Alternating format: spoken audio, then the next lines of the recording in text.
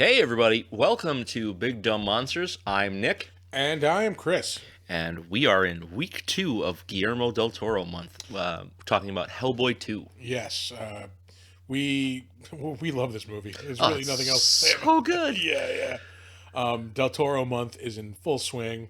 We got 3 more weeks to go. We have 3 more incredible movies coming up. Yeah. I'm psyched. Yeah, what we've actually done is ruined this month because we're going to watch all these amazing movies and then we're going to go back to watching garbage. And that's not going to be fun. It's not going to be fun for anybody. No. But we're going to enjoy every single moment of this month. We talk about Hellboy, we talk about Guillermo, we talk about other things we love. We rant the fuck out of the Batman movie. Yes, we do. And we talk a little bit about boxing. So it's actually not out of the ordinary at all. Yeah.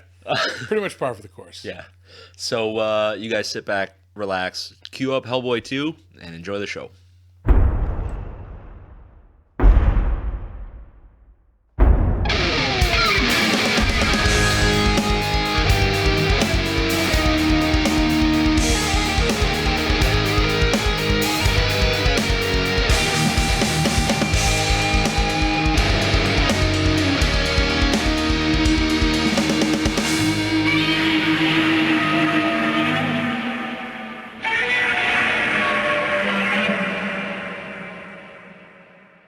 Even the bad movies that we do, like, there is a little bit of love, in watching them. Yeah.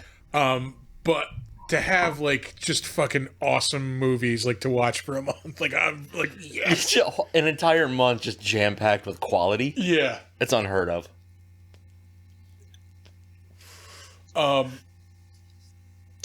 Well, 2 weeks in a row. 2 weeks in a row? 2 weeks in a row. 2 weeks in a row.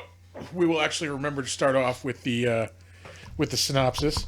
Like I said, we're on week 2 of Del Toro month, and we chose Hellboy 2 for this episode. We did. We could have easily gone with 1, but I was thinking about that too while I was watching it, and like, don't get me wrong, the first movie is fucking awesome. so good. This movie like perfects the formula. Yeah. Like, this is like The Dark Knight to Batman Begins. This Batman Begins was good. They perfected it in The Dark Knight. Like, It's the rare instance of the sequel being better. much like with Aliens and Nope. yeah, and Predator movie. Predator movies too. So weird how you're like completely wrong.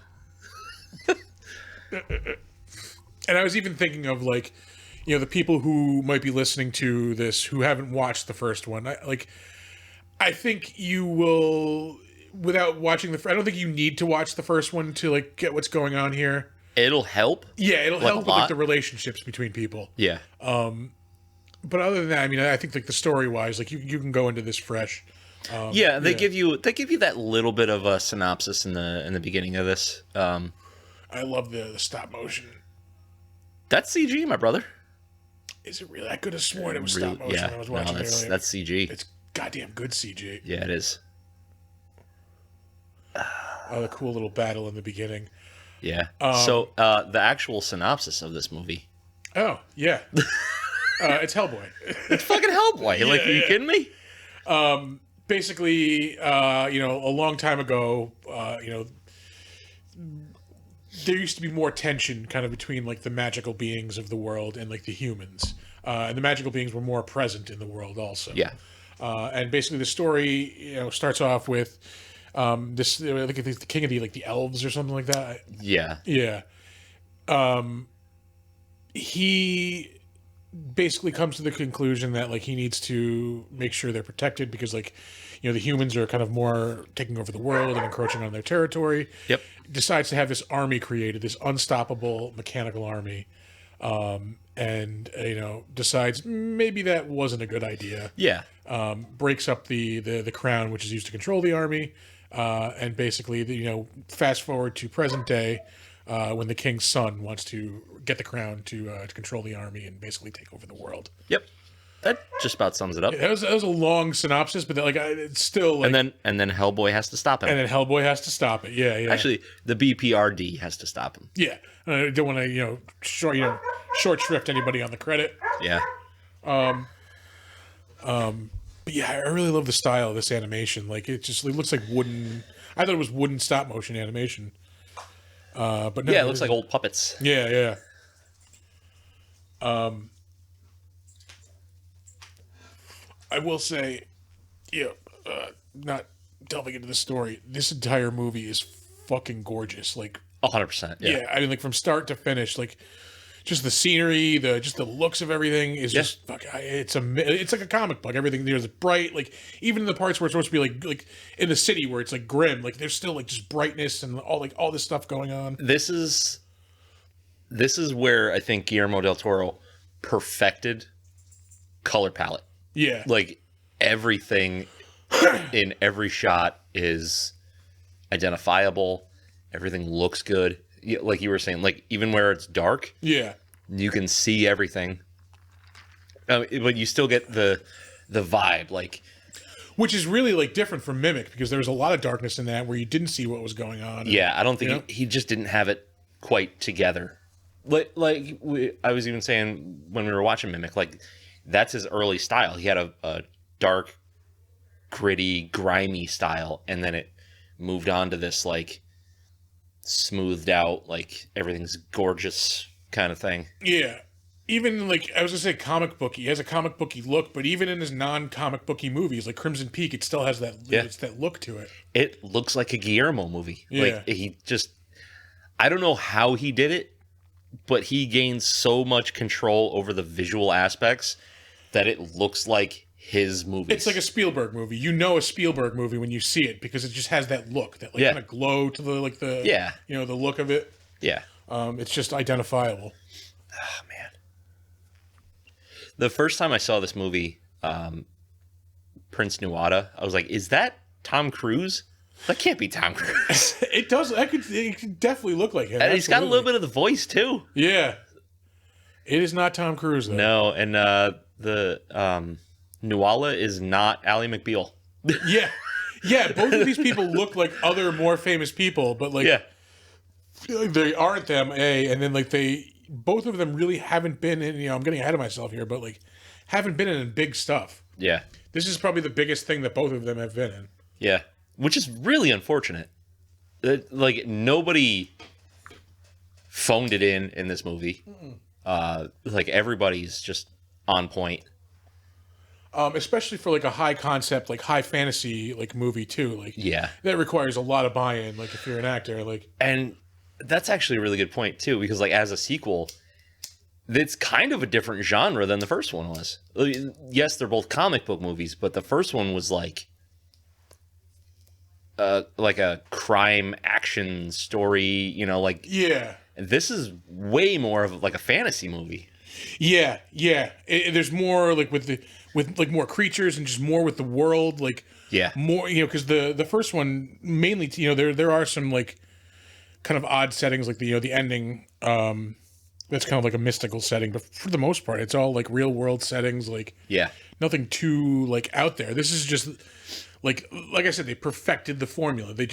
We know what we can do. Yeah. Let's just run with it in all the best ways we can think of. I will forever be sad that we didn't get a trilogy out of this gang here. Really disappointing. Especially with everything that was set up in this movie.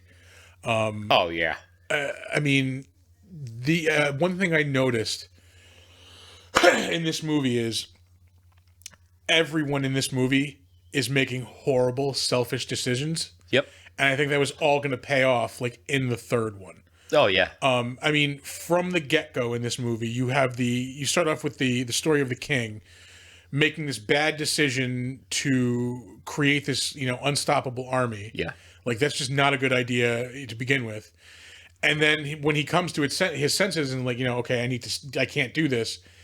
He still makes a selfish decision. He breaks up the crown into 3 pieces, keeps one for himself and gives one to his kid. Yeah. So one is to the humans, granted, but still, like, it's really not that difficult for him to reunite those pieces, Yeah.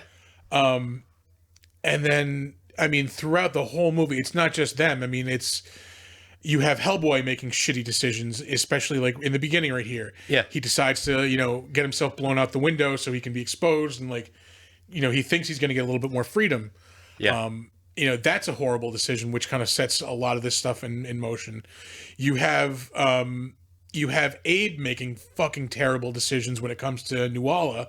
Yeah. You know, he's making selfish decisions because he cares for her, so he gives fucking Nuada the third piece. Yep. Like there's another example of it too where he's making another bad decision. Oh, where he's keeping the information about the pregnancy from Yes. Hellboy, which I mean, I guess isn't his information to give, but he knows about it, so he's not maybe trying to convince everybody to kind of get together and share everybody's information. Yeah.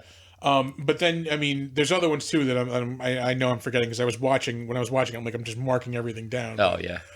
You have the ultimate bad decision made by Liz at the end of the movie, where you know this fucking creepy angel of death thing is like, you can choose to save the world, or you can choose to save him, and if you save him, it's gonna go really, really bad for the world. Yeah. And especially really bad for you. Yep. And she still makes that decision, that horrible, horrible decision. Yeah. Which, I mean, you gotta kind of give it to her, like... I mean, it's a human, understandable decision, sure. Yeah. But, like, still, it doesn't make it a good decision. And that's the shit that we're missing in the third film. Because he's apparently destined to become He's going to destroy the Earth. The beast of the apocalypse, or whatever they refer to him as. And that would have been so good. Yeah. And then the stuff with the kid. Twins. Yeah. Another kind of in the vein of bad decisions, killing that elemental too. Like, that scene always bums me the fuck out when I see this movie. Yeah. Like, the fact that he had to be given that choice was shitty to begin with. Yeah. He was purposely put in a shitty position by Nuada. Like Nuada, Nuada is shitty enough to willingly sacrifice that kind of being for his own personal gain. Yeah. Is 100% shitty. Like, that's garbage. Especially for somebody that's supposed to be more like in tune with the earth. In tune with the earth, more about the creatures that are shunned. You know, like, he's on this whole, like, liberate the people who are, you know, like whatever, fantasy creatures, whatever they refer to them here. And then he's like, well, this giant elemental, like, god thing, there's only one of them in existence. Yeah, if you kill this... Your choice, buddy. Like, this is probably really important, and if you kill it, like, there's never going to be another one, so... Yep. Sorry, go for it. Yeah. Yeah. But, none of that is to the detriment of this film. Like, no, yeah. I mean... That's us being like, man, you're a shitty person. I'm just delving into, like... what I noticed, the story seems to be mainly about, like, living with these consequences of all these bad decisions. Yeah, but beneath the... It's can you find retribution in your own shittiness? Yeah. And that's a good story arc. Like, I love this scene. You're walking around... This is medicine. They're over-the-counter antacids, but it's still medicine. Yeah. Meanwhile, they're fighting fucking tentacle monsters in the background. I'm medicated. I just absolutely love the world that they set up in this, and it's so good. We're not getting that third movie is a real fucking bummer. Yeah, I haven't watched the newest one. Don't really? Is it really that bad? If I remember, I've watched it like twice, and like if I remember correctly, it starts off like really promising and really good, and then it just goes to shit. It's just like, oh really? Yeah, it just there's not much of a story. It's just like, I think they just tried too much to make more of this, like without Guillermo del Toro. Does it have this kind of like tone to it, or it always seemed like it was like trying to be way more serious? Not really. Again, if I remember, it's been a while since I've watched it. I remember giving it a second chance and being like really disappointed again. Yeah. So I really haven't watched it since then. Yeah. But I think they just didn't like differentiate themselves enough. They didn't do their own thing. Oh, so they tried to recapture the lightning in a bottle that was this cast and crew. Yeah. Yeah. You can't do that. Like, I cannot express how disappointed I was to find out that they were making a new Hellboy movie, but that it was not Ron Perlman and not Guillermo del Toro. I don't dislike David Harbour. Like, he's pretty. No, he's a great actor. Yeah. Just, that's not what we want. No. Yeah. No. I want this cast, this crew. That's it. And like the best we'll ever get is maybe like we get an animated like version of it at some point. And that's just the big like wish, like maybe. The animated movies that they did do, both really good. I did notice they did a couple of those. Yeah. Those are 100% worth watching. I think it's all the same voice actors. Yeah, it is. I don't think Guillermo was involved with those, but maybe. Maybe as like a producer or something. It could have been. Yeah. It's been a while since I've seen them, but yeah. What is there anything? There's gotta be dingable shit in this foot. I mean, really, this movie could have been over in 10 minutes if Nuala just fucking killed herself in the beginning of the movie. Yeah, instead of at the end of the movie. Yeah. And again, there's another one of those tough decisions like that they had to face. Like, yeah, we could just kill her and like this would be the end of this. But they tried to do the right thing and it kind of did not pay off. Yeah. I'm just like, there's nothing not enjoyable about this fucking movie though. One thing, well, like, I think they had to do this. I noticed this time watching it through after the elemental scene. Like I said, that scene always just bums me right the hell out. Yeah. There is a good like 20 minutes of like slapstick comedy right after that. That's when you get the fight with Kraus and Hellboy like with the lockers. Yeah. Actually, you know what? That's when you get Abe and Hellboy getting drunk also. Yeah, I did enjoy that scene though.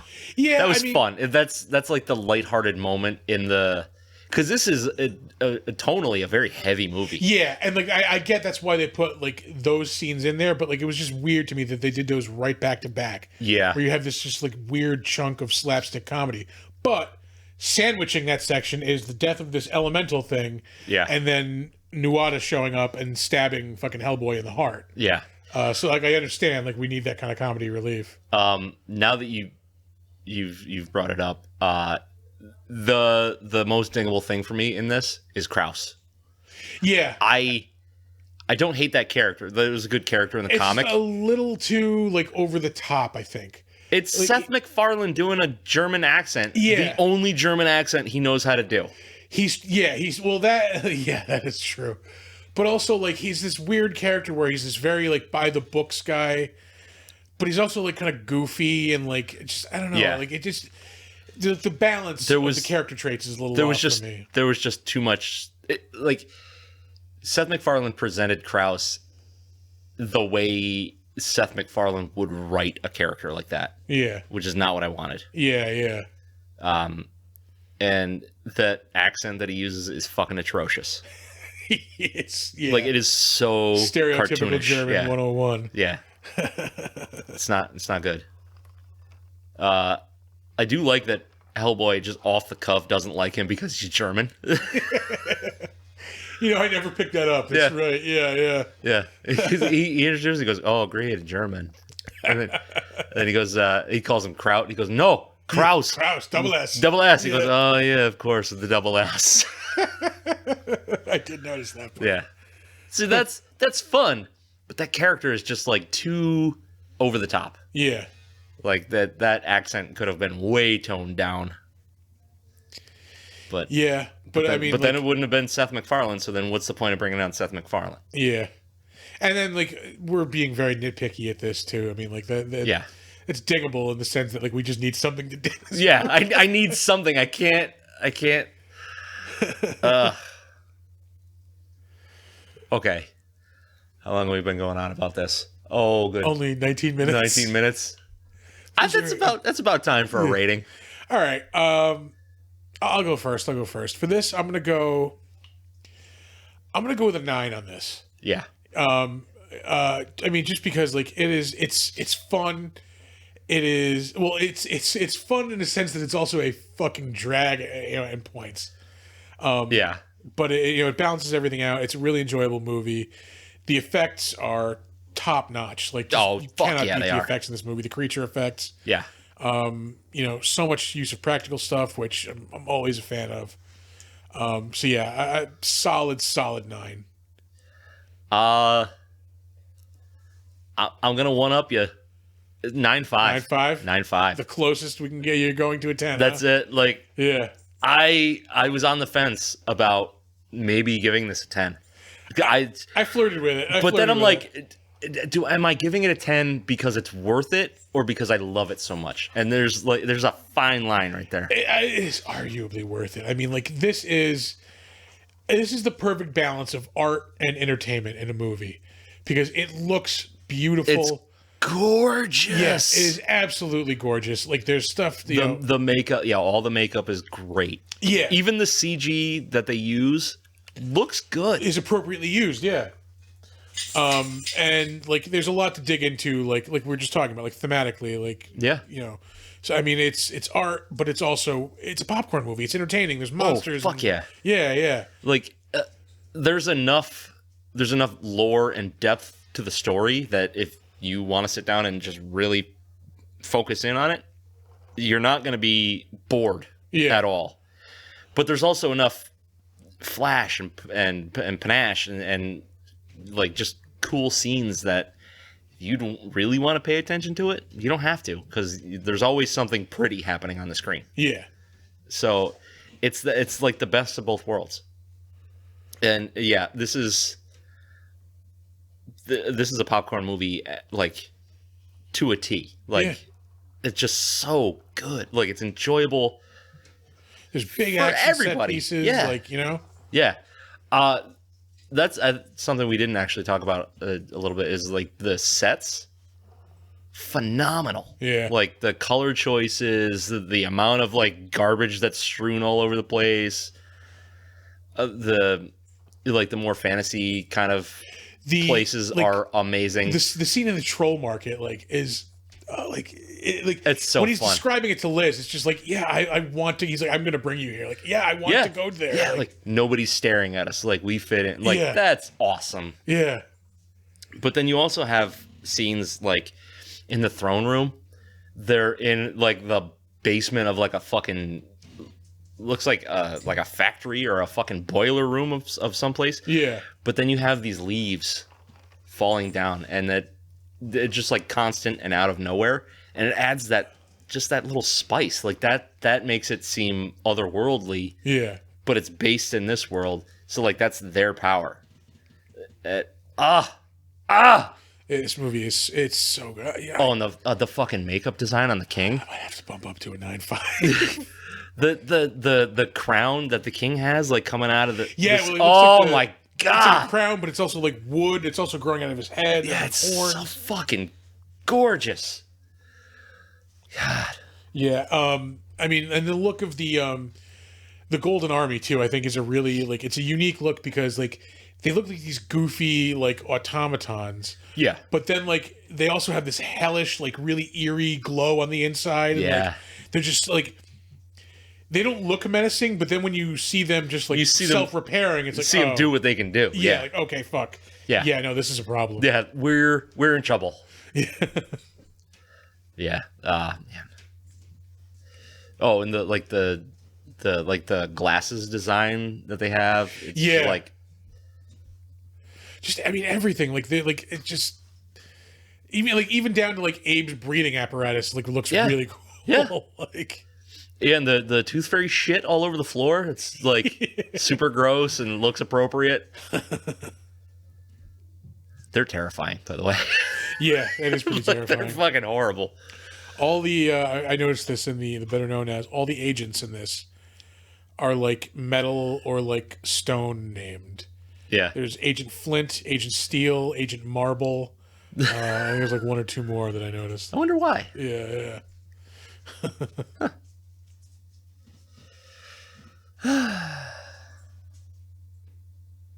All right, so you ready for some trivia? Let's do some trivia. Let's do some trivia.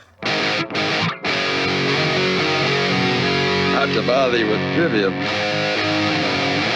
I used to think they were kind of trivia. This trivia brought to you by me going to get a beer. I'm almost done with this, so I will request a beer while you're over there. Sorry. Donner is also requesting a beer. What you need, bud? You want one of these brunches? Yeah, I'm gonna crack open one of these brunches. I will too. This week we went back to stouts.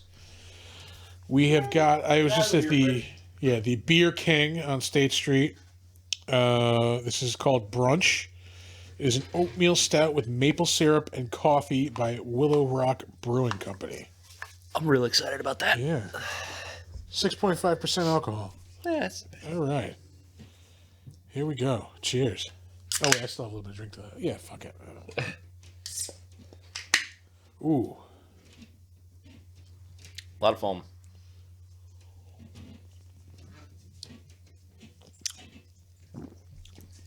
That's kind of weird. It's mostly coffee. But mostly coffee is what I'm tasting there. Yeah. Not really. I could use a little bit more maple. I'm not really getting any maple. Yeah, at all. That sound you're hearing is me wiping off stout from my hand. Yeah. Oh, this guy's too good to use his pants like a real man. I don't have to wash them. Says who?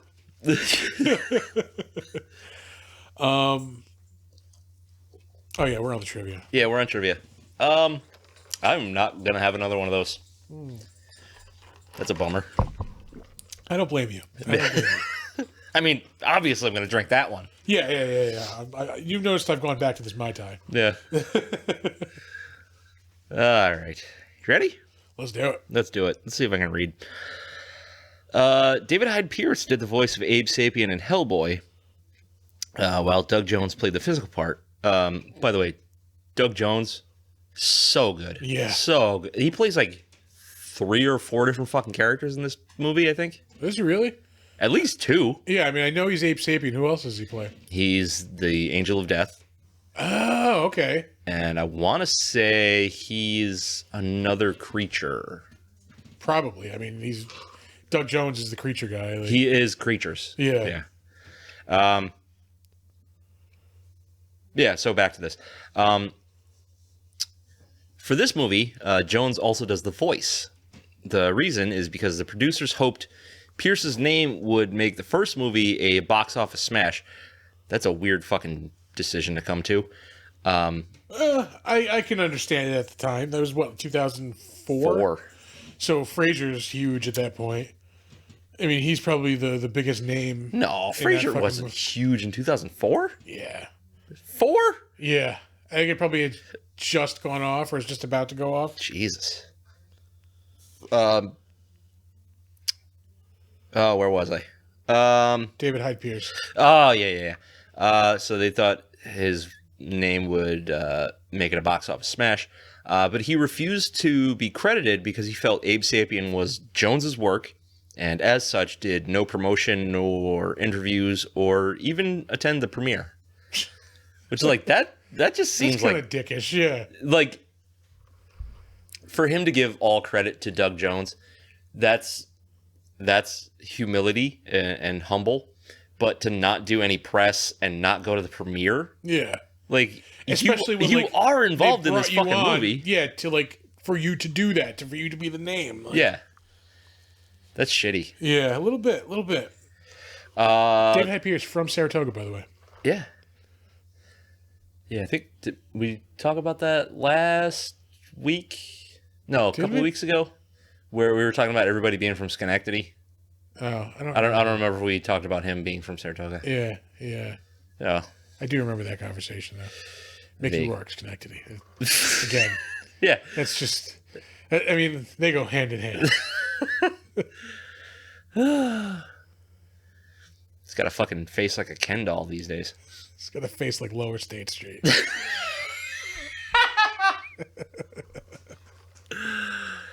Okay. The Angel of Death's voice is done by Doug Jones, doing each line twice. Damn, that's some loud ice. Sorry, yeah. Once in a higher pitched voice and then in a lower pitched voice, and then the two takes were blended together. All right, that was a cool sounding voice for that character. Yeah. Pretty common technique for like recording different things. Like, I go back to like my quote unquote music career. Like, if you're doing multi tracks of like an instrument, you'll do like a low run, and then you'll do a higher one, and then you kind of smush them together, so you get a much wider sound. Okay. Oh man, that's so fucking cool. Yeah, it's the king. Scene with the king, and really cool looking. Whoever did the creature designs in this was just a fucking miracle worker. Pretty much whoever does the creature designs in all of his movies. Yeah. I know he's got a hand in it because he's an artist. Yeah. But he gets the best fucking people. I think at this point, people want to work with him. Like, he doesn't have to search out anybody. Yeah, absolutely. The Wink suit weighed 130 pounds. Damn. A Wink being the one-handed giant troll monster. Yeah, the guy with the retractable claw. Yeah, which is badass. Yeah.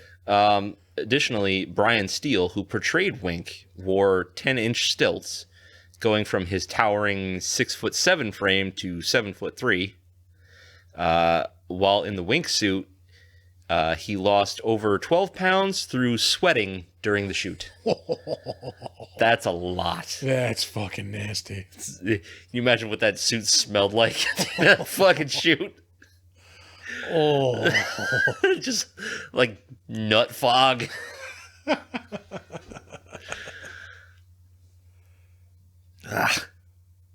Just like straight ammonia. Oh.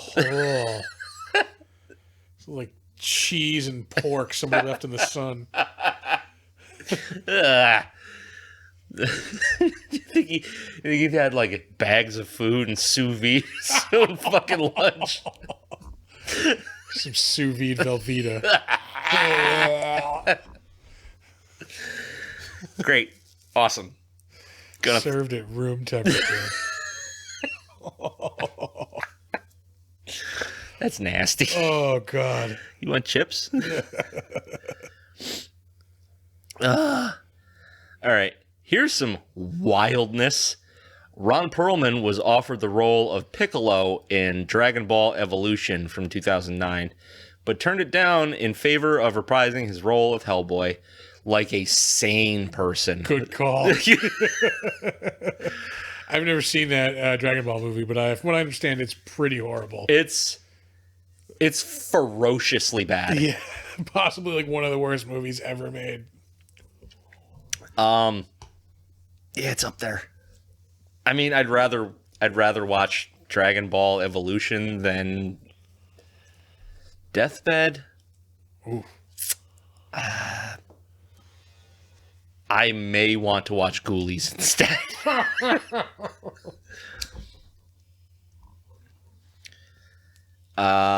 See here. Yeah, Ron Perlman made a great decision to not be in that piece of shit movie and be in this amazing movie. When the news reporter is discussing Hellboy, Abe and Liz on their news report, the news ticker below reports that Blade 2, another Guillermo del Toro movie, is going to be admitted into the National Registry of Film. Which, I mean, it's fiction, so you can do whatever you want. It's Guillermo's world. Yeah. I didn't hate Blade 2. I enjoyed Blade 2. It was good. Yeah. Better than Blade 3 for sure. A lot of things are better than Blade 3. Let's see here. Luke Goss trained for 7 months in martial arts for this role. He is the one who played Prince Nuada. Yeah, his fighting style is just fucking like... It's super cool. Yeah. I was comparing it to It's the same thing as like Captain America in the Marvel movies. Like I just love watching him fight people. Like It's flashy, but it's also like brutal. yeah, it's dynamic, and he's just fucking crushing people at the same time. Yeah, it's kind of like the way they had Batman fighting in the new one, where like it's kind of flashy, you know, like there's a lot of big movements, but every time he hits somebody, it counts. It connects. Yeah. Yeah, it was really good. By the way, Batman. We'll get into that later. I just watched it like within the 2 hours of this podcast. Probably. Yeah, we'll talk about that crapshoot. Yeah. There we go. Let's see here. The movie mentions Bethmora, a city in the fiction of the early 20th century visionary writer Lord Dunsany. Is that am I seeing that right? Yeah, I have not. Dunsany. Yep, that's right. The font on my phone is very small. Also note that the Golden Army is in Ireland, Dunsany's homeland. The term glamour, used for the fairy's cloaking skill, also originates in Dunsany's The King of Elfland's Daughter. The King of Elfland's Daughter. Jesus Christ, I need to make this text bigger. This is And there comes a day in every this is despicable. in every mid-30-year-old's life when they just have to accept the fact that they have to increase the font size on their phone just a little bit. just a wee bit. I remember that day. I remember that day. Feels bad, man. Yeah, it does. Feels bad. Does. What if I turn my phone sideways? Oh yeah, that's wait till you get to driving at night is getting kind of hard. Well, yeah. kind of living with that one right now. Yeah. Oh, yep. I'm getting to the point where I'm like, I don't think I need glasses.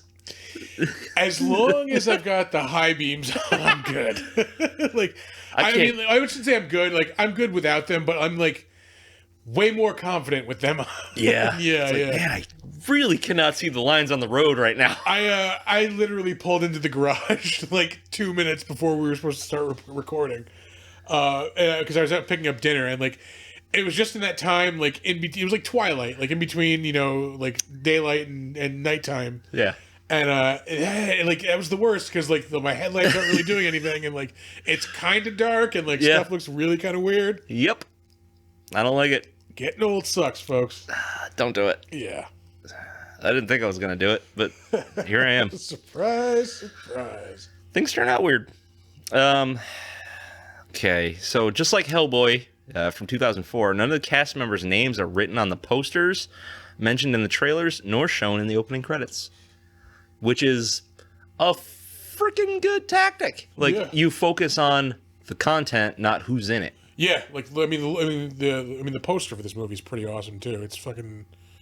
It's Ron Perlman. I think he might have like the flame like fucking thing on his head. I don't think he did. He is the focal point. Whatever, it's awesome. Whatever. If only we scrolled up. Oh yeah. Hold on. I'm going to describe to you a poster. I can see the bottom of it right here. Yeah, there we go. Yeah. So, actually, he's got the gun. Yeah. Yeah. He's got the gun, the Samaritan. That's what that gun is called. Okay. Yeah, he's doing his best superhero landing 3-point stance. With right hand of doom is digging into the ground. Yep. I'm going to say that's a sunset behind him. Yeah. Maybe a sunrise. If you're an optimist. Yeah. Well, let's go with a sunset. Ooh, excuse me. That tasted foul. The sour wind. Gross. Where did we leave off? Right here.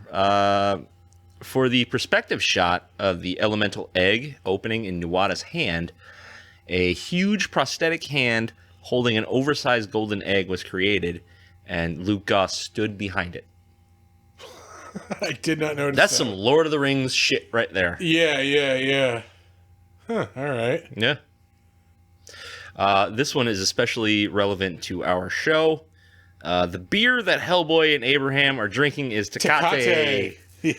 Mexico's most popular brand. The cerveza con carácter. Yeah? Yeah, that's the slogan. I don't know what that last word means. Character. Oh, okay. I should have been able to figure that out, I guess, but It's usually like they fucking sponsor a lot of boxing events, so I've heard Michael Buffer yeah. scream that fucking phrase. Brought to you by Tecate, the cerveza con carácter. It's disgusting, by the way. Is it really? Yeah, I'm not a fan. Because according to this, that is Mexico's most popular brand and a subtle nod to writer and director Guillermo del Toro's nationality. He's very Mexican. Yeah. Well, I was gonna suggest maybe we get it, but I don't know that I've ever It's even been a while seen since it. I've had it, so maybe I'm remembering wrong, but I mean, we drink the club. yeah, exactly. We drink the club. We can fucking stomach anything, pretty much. I'm drinking brunch. I'm not a fan of this.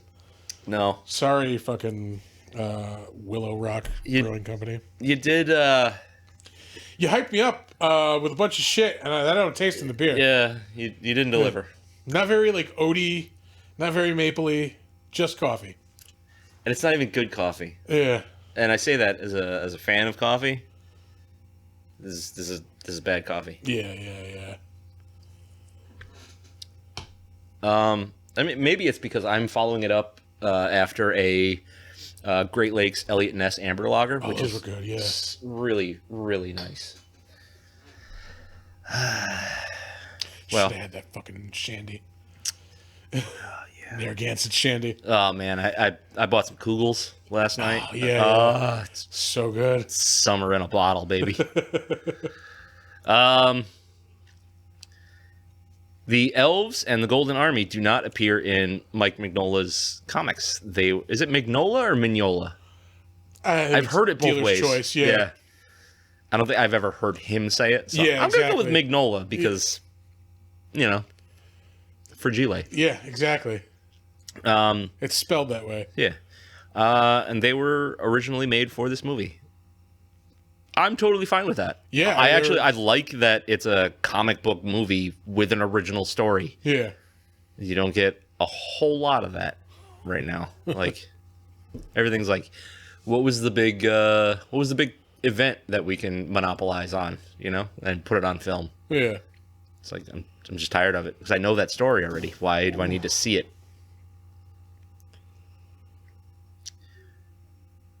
This would have been a really bad choice. Charlie Hunnam was considered for the part of Prince Nuada. Yeah, I don't see him like doing the fighting.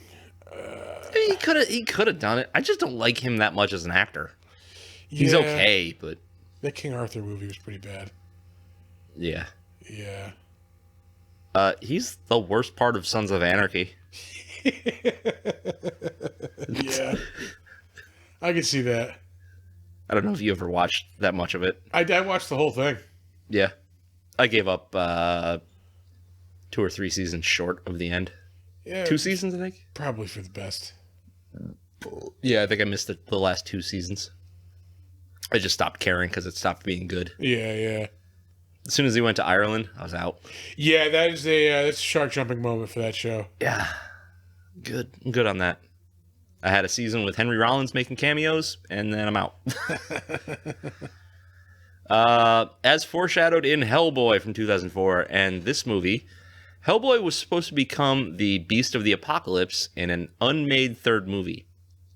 However, the second sequel was never made due to several issues over the years, and ultimately, when the 2019 readaptation was conceived, this storyline was used. So, I don't even remember that. I mean, did he become the Beast of the Apocalypse? Full horns, crown, kind of shit going on? Yeah, I kind of vaguely remember that. Yeah. I don't know. Hey, man, I'm just going off of what Watch IMDb this is telling piece me. of shit again. God damn it. God damn it! Yeah. Yeah, I'm gonna watch it because I'm a Hellboy fan. Jesus Christ. Jesus Christ.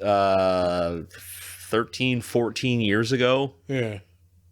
I had read everything up to that point. So, like, I was current up to then. but because I was like pirating it all, I just like that was it, and then I never went back and bought comics. Yeah. Actually, that's a lie. I did when they did Hellboy 1950. Where did it start? 52, 53? Something like that. I was getting those. Those are really fun. All right. Yeah, I have the first, I think, 4 or 5 trade paperbacks, and they're fucking awesome. Yeah. I got to read those again. Yeah, because there was their Hellboy comics, and then there was like just a BPRD story, and that was really good. Okay. In the director's commentary, Guillermo del Toro says the Golden Army soldiers are an allegory to war itself being a mindless beast that knows no true master.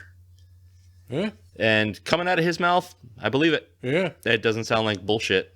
He's one to put allegory and subtle meanings behind his decisions. That's it for the trivia? That's it for the trivia. There were actually a lot of trivia, but a lot of it just kind of went back on like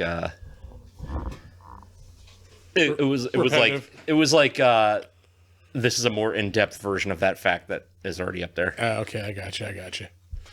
All right, we will move on to the better known as segment.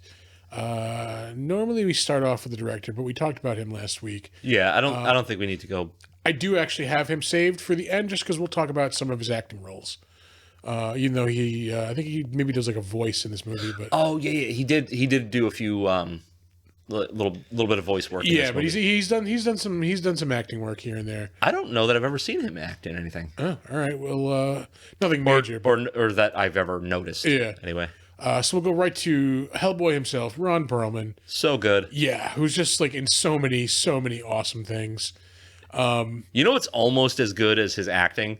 His Twitter feed. He is not afraid to mix it up. Yeah. Or, he will call out anybody. Yeah, speak his mind. I mean, look, he's got a ton of shit, like either about to come out or in like post production. Jesus Christ. He's in the next Transformers movie, which I mean, Beast Wars. Yeah. I'm happy he's in it. Hold on, Optimus Primal. He's like a giant transforming robot gorilla. Amazing. Yeah. He was just this year. He was in 2 movies that were nominated for Best Picture. He was in Don't Look Up and he was in Nightmare Alley.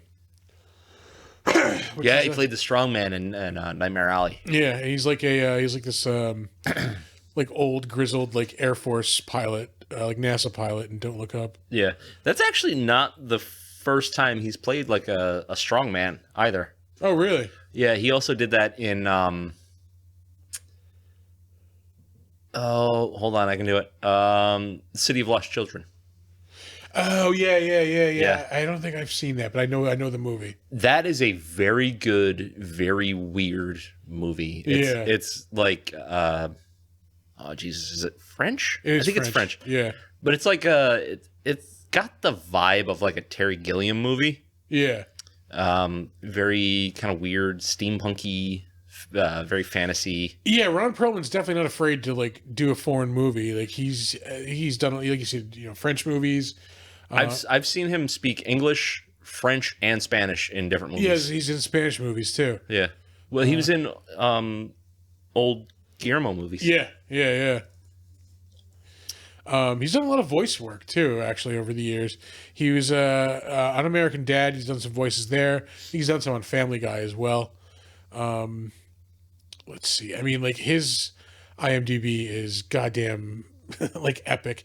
He has done voices, I think, in every one of the Fallout video games, up to Fallout 76. Really? He's definitely in 4. Like even in the first. He's absolutely in the first one. Oh, really? Yeah. Let's see. He did a lot of Transformers voice work. He's been doing that Optimus Primal character for a while. He did the Troll Hunters TV show, which Guillermo del Toro, I know, has like a hand in. Yeah, he at least produced it. Yeah. Those are actually decent shows. Like my kids watched the shit out of them when they would come out. All right. Excuse me. He was in Fantastic Beasts and Where to Find Them. I think he might have been in some of the other Harry Potters too, as like a goblin or something. Howard Lovecraft and the Frozen Kingdom? Yes, I think those are the animated Lovecraft movies, like a lovable animated racist. Yeah. Oh, lovable animated racist. Oh, it's so true. Okay, I've never actually watched these, but it's good to know that they've got quality voice actors. Yeah. Let's see. By the way, all the universes and monsters and things that Lovecraft came up with, I love them to death. Yeah, Lovecraft himself, piece of shit. Could do without, actually, yeah. All the stuff, again, separating art from the artist, everything he came up with is fucking awesome. Yeah. Him himself, not a fan. Yep. He's done some voices on Teenage Mutant Ninja Turtles. I think that was the good one, too. The one that was on Nickelodeon, like the CGI one. That was a genuinely really good show. Yeah. 2015, 2016? Yeah, I'm pretty sure that's that one. It might be. Yeah. Let's see. Yeah, Fallout 4. He did The Book of Life, which I think Guillermo del Toro produced. Yes. I think he directed that, actually. Oh, all right. I think. Yeah. He's done voices on Archer. We mentioned Sons of Anarchy. He plays Clay Morrow in that, I think, for most of the seasons. I think all the way through, yeah. Yeah. I don't remember. Spoiler. Yeah. He is the voice of Deathstroke / Slade in the Teen Titans animated universe. That is another awesome fucking cartoon. The Teen Titans cartoon from like the early 2000s. Teen Titans? Yes. Yes. Teen Titans Go?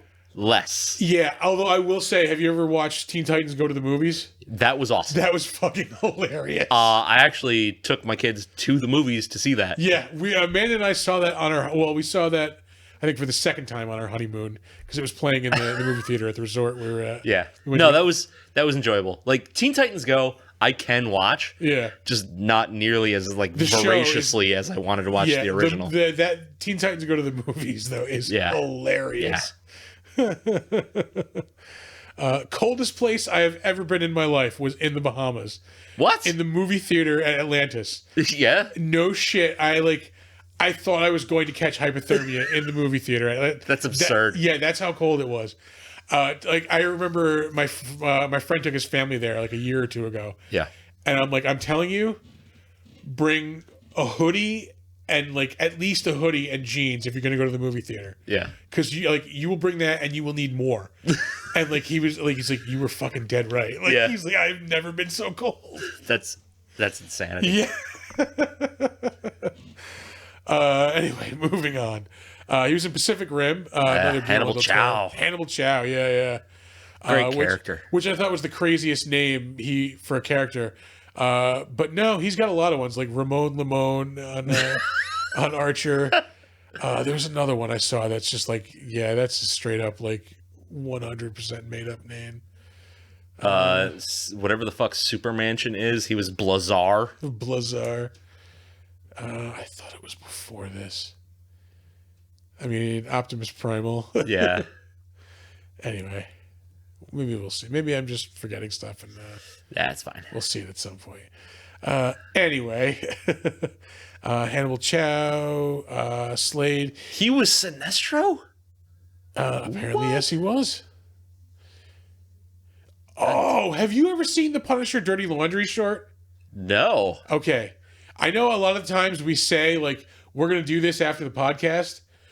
We're going to watch the Dirty Laundry short after the podcast. Okay. Tom Jane made this, Punisher short film to, redeem himself for the terrible job he did. Oh, really? In the first Punisher film. And, I fucking wish they had made this movie instead. Is this more like the Punisher video game? Yeah. You know what? Let me call it up now just so I don't forget because I 100% will forget. Yeah. But yeah, it was Tom Jane's attempt to redeem himself. Okay. For the crappy first attempt at the Punisher movie. Yeah, I mean, And that wasn't so much Thomas Jane's fault. Yeah, it was the writing. Like, it was just so fucking bad. Yeah. Punisher Dirty Laundry. Okay. Must remember that. Yeah. All right. Getting back. Let's see. We're still on Ron Perlman. Jesus Christ. Yeah. His career goes on forever. Yeah, we're still only in 2011. Didn't we cover him in another movie we did? We had to have. Maybe. What did we do last week? Last week? Last week was Mimic. Mimic. He was not in Mimic. No, he was not in Mimic. I don't know. He was probably something. Fallout 3 again, another Fallout one. He did all the Hellboy, the movies and the animated ones. Mm-hmm. He has done a lot of voice work for Batman, the animated shows. Oh, damn. Yeah, Killer Croc, Bane. He also has voiced Clayface and Matt Hagen, his human counterpart, since the beginning of that show, like in the 90s. Really? Yeah. He did voices for Halo 3. He was in the crappy Conan movie, the Jason Momoa one. I didn't hate that. I only saw it when it first came out, and I remember like not being crazy about it. I'm such a fan of Conan the Barbarian. Fuck yeah. Even Conan the Destroyer. Like I will. Yep. I'll watch either one of them anytime they're on. I remember seeing Conan the Destroyer. Shit, I'll even watch Red Sonja. At the Mohawk Drive-In when I was a kid. Of course you did. Yeah. Long departed. Used to be where Coles is now over here. Yep. Let's see. Incredible Hulk Ultimate Destruction. Fucking best Hulk video game ever. Let's see. He's done some voice work for Scooby-Doo. Inspector Mal Pumpkin. Right. Again, Clay of the Justice League cartoon, Clayface, Matt Hagen. Clayface, Matt Hagen. Star Trek Nemesis he was in. Oh, yeah. He was Reinhardt in Blade 2, another Guillermo movie. Yep. I did not know he was a voice in The Tick. I love that cartoon. Apparently no, that's the TV series. No. Yeah, that's the first live action TV series, which I was not a fan of. I very much like the one that was on Amazon Prime a couple of years ago, though. That was FX, right? No, it was on Fox. That one was? Yeah, it was a primetime Fox show. Oh. The cartoon was the greatest. I fucking love that cartoon. I haven't seen it in so long. Yeah. Oh man. Enemy at the Gates. That's a good fucking movie. Oh, that's that sniper movie, right? Yeah. Yeah. That is a good movie. Jackie Chan Adventures, the Jackie Chan cartoon. I watched a lot of that as a kid. Titan AE, the Men in Black cartoon, Superman cartoon. I used to like that one too. Oh wow, the fucking Zorro the Godzilla cartoon. Let's see, Batman again, and yeah, even Fallout 2 and the first Fallout, 1997. Alien Resurrection, Alien 4, so it's a good one. Yeah, it is. Yeah. It's the third best one. Right after 3. I think you're right about that. Yeah. Yeah. 1, 3, 4, 2. Yeah. 2, 3, 4, 1. You're right. Yeah. Anyway, no, 2, 4, 3, 1. I'm sorry. No. Yeah, you're wrong. No, yeah, it is not. It's the second best one. Anyway, he was in The Terrible Island of Dr. Moreau from the late 90s. Yeah. I remember seeing that in the theater and being uberly disappointed. Even the original was not the good Island of Dr. Moreau. Yeah. He was a voice on Duckman, another beloved USA series. Loved it. He was the voice of the Hulk on the Iron Man and Fantastic Four cartoon in the 90s. I remember watching those. I was 16 at the time, 17. Let's see. We're still only in 1995, and we've been scrolling forever. City of Lost Children. He played 1. Yeah. He was in the last Police Academy movie. I I don't think I've even seen that one. I don't think I've seen any of them past 3. Really? Why would I watch any of them past 3? I used to watch Citizens on Patrol a lot when I was a kid. 4, 5, 6. Yeah, great. Yeah. That doesn't make them good just because you used to watch them. It doesn't, not at all. No, but I used to watch the shit out of them. He did some voices on Animaniacs, Bonkers. Again, Batman. He's been doing that voice since he's been doing the voice of Clayface for 30 years. Jesus Christ. That is insane. Romeo is bleeding. Kronos, which is a Spanish language Guillermo del Toro movie. Yes, it's very good. He was in the Stephen King movie Sleepwalkers. I remember not liking that, but I've been seeing like people put that on like overlooked horror movies lists a lot lately. Classic Beauty and the Beast TV show. That's right. Yeah, he was the Beast on that. Was CBS. also Guillermo del Toro? Maybe. I don't know. Let's take a look. Wouldn't be in the cast. Crew. Do we have crew? Well, yeah, way up. Casting crew. Casting crew. Series directed. Ron Perlman directed one. Oh, shit. Writing. George R.R. Martin. Woof. Ron Perlman. Okay. I was wrong. Yeah, no. I actually thought I thought I maybe heard that at some point as well. Yeah. Maybe not. Anyway. Yeah. Where the fuck? Oh yeah. I am losing control of this better known as. Yeah. But yeah, his credits go back to 1979. Fucking Quest for Fire. Yeah, I thought for sure he might have been on like a Murder, She Wrote. He did a lot of TV in the 80s. Yeah. I mean, he's on Miami Vice, One Life to Live. But no, I think he got too famous from Beauty and the Beast right when that show was on. Yeah. Well, he would have been like, those are the prime Murder, She Wrote years anyway. 87 and 90 was Murder, She Wrote was what, 80? 84 to like 90 something. Yeah, 92, 93, I think. Anyway, Was the originals. moving on. Yeah, but he was in Quest for Fire, which is nigh unwatchable. Caveman movie, yeah. Moving on, Selma Blair, who played Liz Sherman. I almost said Liz Sheridan. That's the actress who played Jerry Seinfeld's mom on Seinfeld. Basically the same, right? Yeah. She's been in a lot of things, she's been in like a lot of one-offs too. But her biggest role is probably like the thing most people know her from is probably like Cruel Intentions. I would say Hellboy, Hellboy 2. Yeah, these movies. That's just that for me anyway. Yeah. Let's see. She was on American Crime Story on FX. She played Kris Jenner in the O.J. Simpson season. Yeah. Kath and Kim, that was an NBC sitcom. She's in both the Hellboy movies and she's in the animated movies, doing the voice of Liz Sherman. Yep. There's a video game too where they all do What? the voices. I didn't know there was a video game. Pretty sure.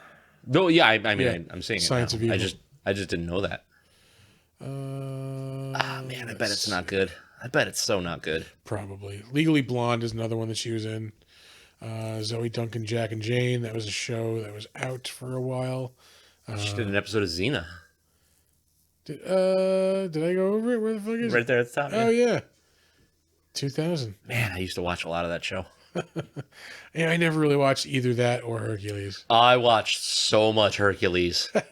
Her first role was in 1995 on The Adventures of Pete and Pete. Oh, fuck yeah. Nickelodeon, yeah. Doug Jones, who we mentioned before, who is like the creature guy. If you ever see a monster with a long neck and longer fingers, Chances it's are, Doug Jones. Yeah, Doug Jones is playing it.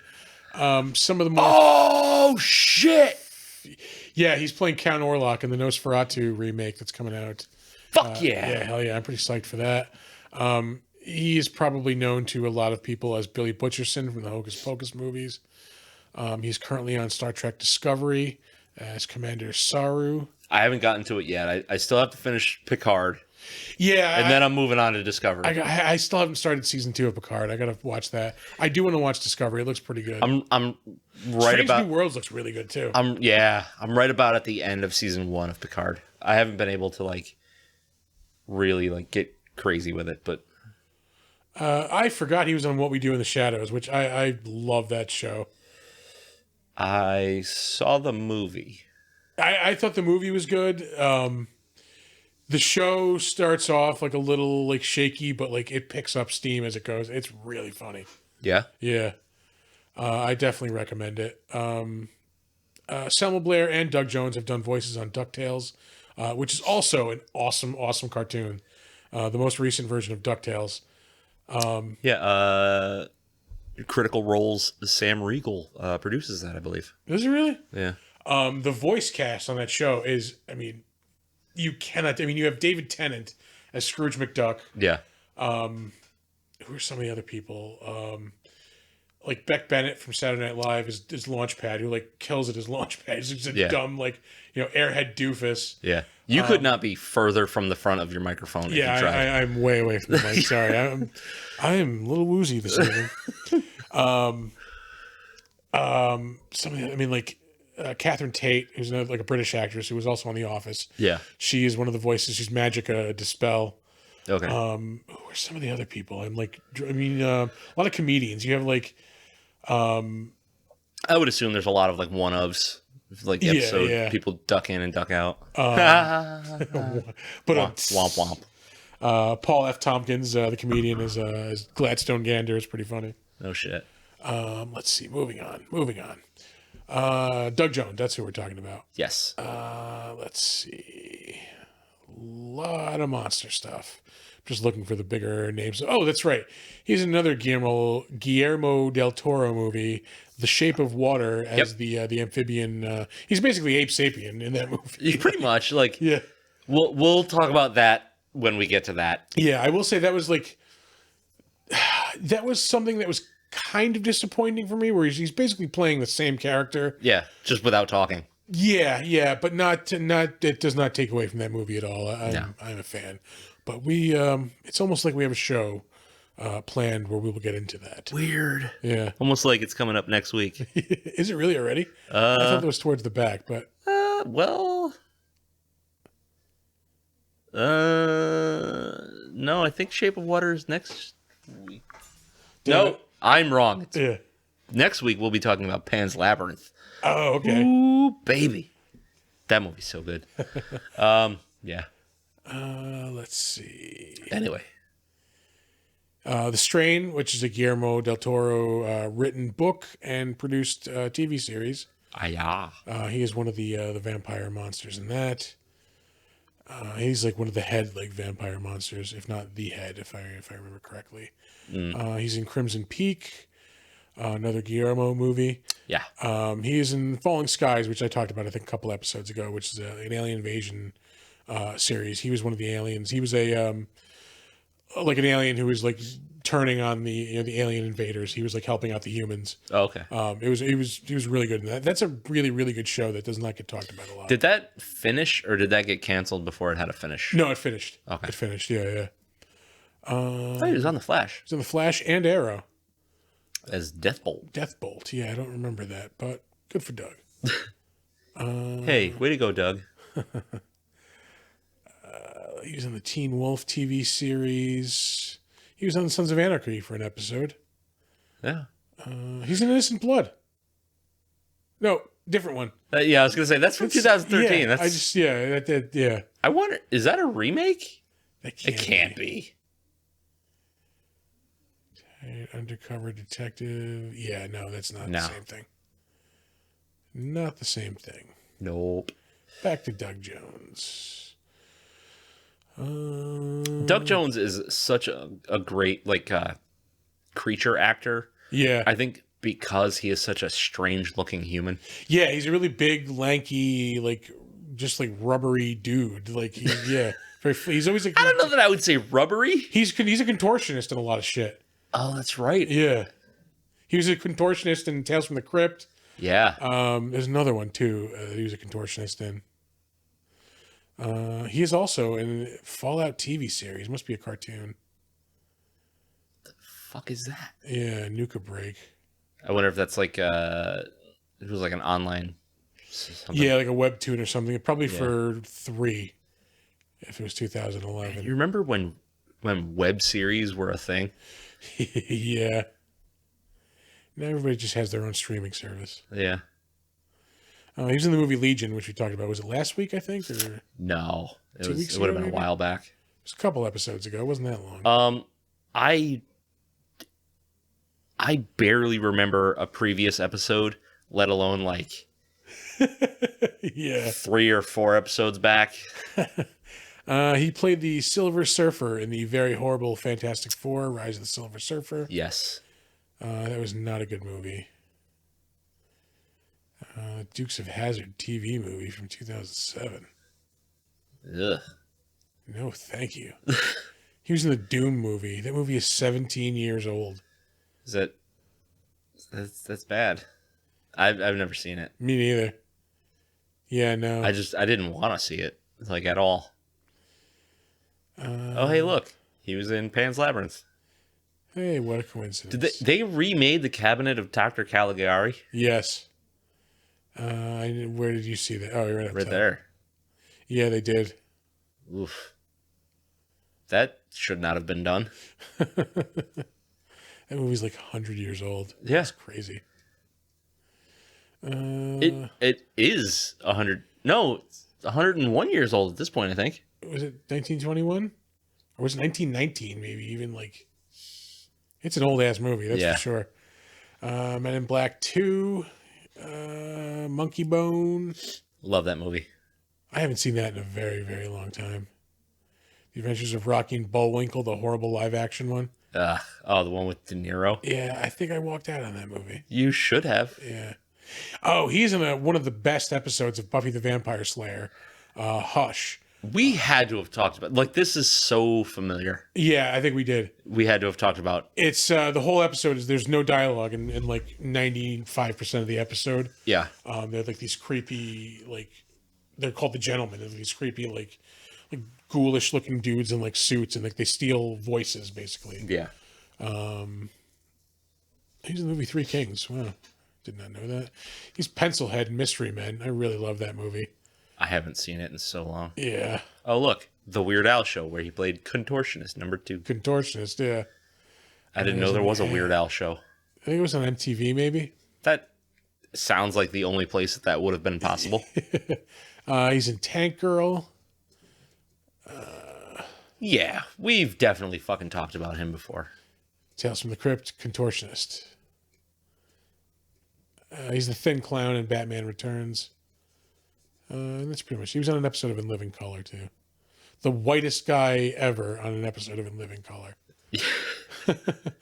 John Alexander. He played the suit actor for Krause. He has done a lot of creature acting. He's in the Haunted Mansion movie, Men in Black 2. He's in The Terrible Planet of the Apes from 2001. Dead or retired? Because the last thing he did was 2015. Does not say. Could go either way. Huh. Well, John, I hope you're alive. Yeah. Let's see. Anything else? Major. Men in Black. Baby's Day Out. Gorillas in the Mist. Return to Oz. Greystoke, Legend of Tarzan. I remember seeing that in the movies when I was a kid. It was the 80s Tarzan movie with Christopher Lambert. Whoa. Nah, I've never seen that. I didn't even know that was a thing. Yeah. Moving on. Seth MacFarlane, who played Krause. He was the voice of Krause. Yep. Most notably, he's probably the creator of Family Guy. He's done a lot of voice work for those shows, American Dad as well. Yeah. He's also on The Orville, which I think he's the creator of. I think he created it. I started watching that, and then my interest in that show dropped right off. Yeah, I watched like the first 3 episodes. I'm like, I enjoy this. It's good. And then I just stopped watching I didn't give a shit. Yeah. It wasn't enough to keep me. Fucking Family Guy has been on for 23 years at this point. On and off, I believe. It was on and off at least once. But that's a long time for a show I haven't watched in about 20 years. I've never watched American Dad. Oh, really? It's that's one of those ones where like if it's on, I'll watch it, but I'm not going out of my way to watch it. Yeah, I don't know. I couldn't get into it. He's done a little voices on Robot Chicken. That show's been on for 20 years. Jesus Christ. That's insane. It looks like it's over now.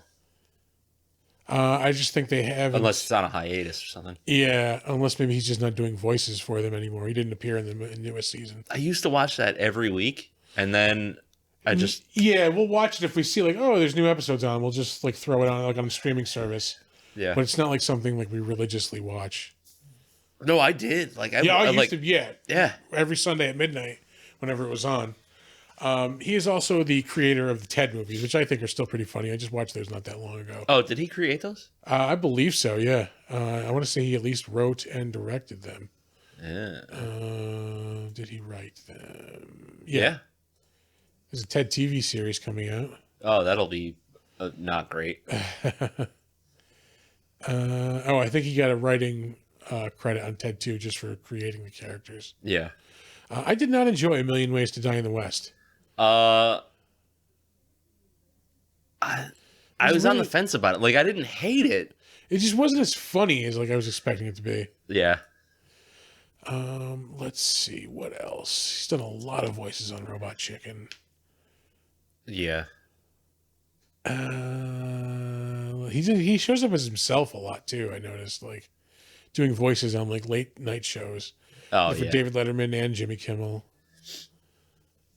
He's the voice of Johann Strauss, we mentioned. Wait. Oh my God. Wait, Mad TV in 2006 and 7? Yeah. Where did it go? Oh yeah, as Peter Griffin and himself. Remember when Mad I didn't TV think was that actually... show went on that long. Yeah, it did. It went on a while. It was only funny for like a season or two. I'll give it 2 seasons. Like the original cast was great with like Artie Lang. Yeah. Fucking what's his name? Not Michael McDonald. The guy who played Michael Bolton in Office Space. Yeah. I forget his name. Yeah. No, he Maybe was like funny. David something. Ari Spears. Yeah, Ari Spears. Alex Borstein. Yeah. Was she on the first season or was she like later? She was either on the first or the second. Yeah. Because the Miss Swan was like an early character. Yeah. I just remember like the first 2 seasons of that show being great. Yeah. And then it just kind of like nosedived Because after that. it felt like the book. Yeah. Like it felt like a Mad magazine. I actually bought a Mad magazine yesterday at Price Chopper. Did you really? I was just walking past like the magazine racks and like it just caught my eye. It was like Mad, like Roast the 90s. I'm like, well, I gotta grab that. $13 for an Yeah, they're outrageous. Yeah. Also, not that good anymore. Yeah, I haven't like thumbed through it yet, but I was looking at a couple things. I'm like, this may have been a mistake. You know what actually turned me off to Mad Magazine is when they started printing full color. Really? Yeah. I don't want that. Yeah. No, I want black and white shitty paper. Yeah, newsprint. Yeah. Yeah. How dare you? Yeah. Just so you can charge me a premium? I texted you guys the picture on the back cover of the one that I found recently. Yeah. Right? Yep. Like it was a picture. It was a joke about Magic Johnson like having games and, like from like the Olympics in like the 90s. And, like, I'm sorry, you're not getting that like level of offensive humor. No, not in print. Yeah. Oh man. Where the fuck did there we go? Couldn't find the cursor. Oh yeah. Luke Goss, we're moving on to him. He's another guy who's pretty much just like a creature actor, I think. Yeah. I really don't know much of the stuff that he has been in, aside from this movie and Tekken. Yeah. Surprisingly, I have not seen the Tekken movie. You didn't watch that with us? I don't think so. I think I missed that. Were you ducking out for all of the video game movies that we watched? It could also have been that I was there and then just fell asleep. that happened a few times. Lot. Yeah. Just so everyone is aware that we had like a Sunday night ritual. Chris and I and anywhere from 2 to 3 of our friends would get on Discord and one of us would stream a movie and we would just talk over it. Yeah. And we did. We had themes. We for had a while, themes, yeah. And one of the themes was movies based on video games. And surprisingly, not surprisingly at all, 95% of them were trash. I'm sorry, did we have a good video game movie? No. Because I'm pretty sure one's never been made. And I'm saying that as a fan of video Yeah. games. Jesus. I could have swore there was like one that was decent. I mean, like, no, because we watched Mortal Kombat Annihilation. So We did. yeah. I think that was a me pick. Yeah, I think it might have been. Jesus. Is Mortal Kombat 1 the best video game movie? No. What is? The best video game movie? Oh, Jesus. That's the bar to beat right now. Yeah. Oh, no, don't do that.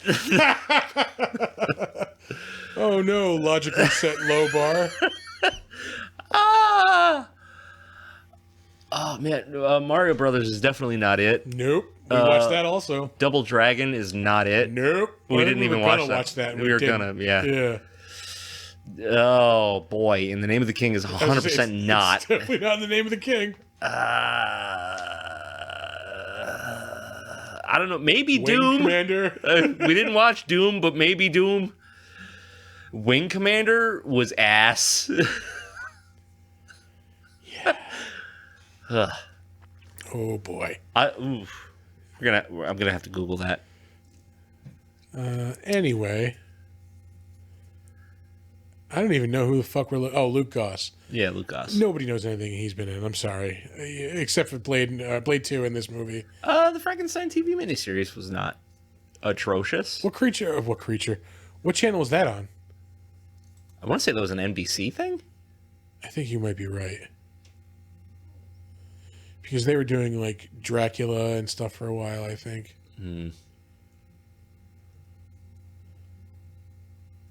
Dan Stevens, who played Legion in the Legion TV show. Motherfucking Donald Sutherland was in that. William Hurt. Yeah. Recently deceased William Hurt. Huh, oh well. Yeah. Moving on. Luke Goss was Prince Nuada. Yeah. Moving on to Anna Walton, who played Princess Nuala. Her biggest role is probably this movie. Yeah. Everything else is maybe... she was on the Rain TV series, which I think was on the CW for a couple of years. Yeah, I believe it was. Aside from that, I really don't think there's anything like even notable. The Mutant Chronicles is a name I've heard before. She was in Vampire Diary, not the Vampire Diaries. Yeah, not the TV series, The Vampire Diaries. Vampire Diary. Oh, well. Vampire Diarrhea. Jeffrey Tambor. Great. Yes, he played Tom Manning. Notable character actor. Possibly best known as George Bluth on Arrested Development. He plays such a great, just douche. Yeah, George Bluth is one of the best fucking characters. Pop Pop gets a treat. There's always money in the banana state. I may have committed some light treason. If you have not seen Arrested Development, watch like the first 3 seasons and then just stop there. Yeah, pretty much. Don't watch the Netflix. Or if you're just like me, only watch the first season. Yeah. And then immediately lose interest. God bless you, I guess. Most recently, Transparent is probably another one a lot of people would know him from. He did a spot on the Orville. He's been on a bunch of episodes of Archer as a voice. Trolls. Is this the action movie, The Accountant? This is actually a pretty good movie. Yes, it is. A good Ben Affleck movie, believe it or not. Oh, shit. I think I fucking closed... maybe not. I don't know. What? I don't know. I'm talking to myself. It makes sense to me. Trust me. Oh, okay. I think I might have closed out somebody before I meant to close them. Oh. I think that's fine. Yeah. Sorry, I'm going through Jeffrey. As long as they weren't on Murder, She Wrote. I think that's why I'm fretting. Oh, no. Yeah. Oh, Malibu's Most Wanted. That must have been a high point in his Comedy classic. career. Ugh. If you can't sense the sarcasm in that. Movie, he played Hank on the Larry Sanders Show on HBO, which I've never seen all of, but that's a great character. I quote, "Hey now." Hey now. Yeah.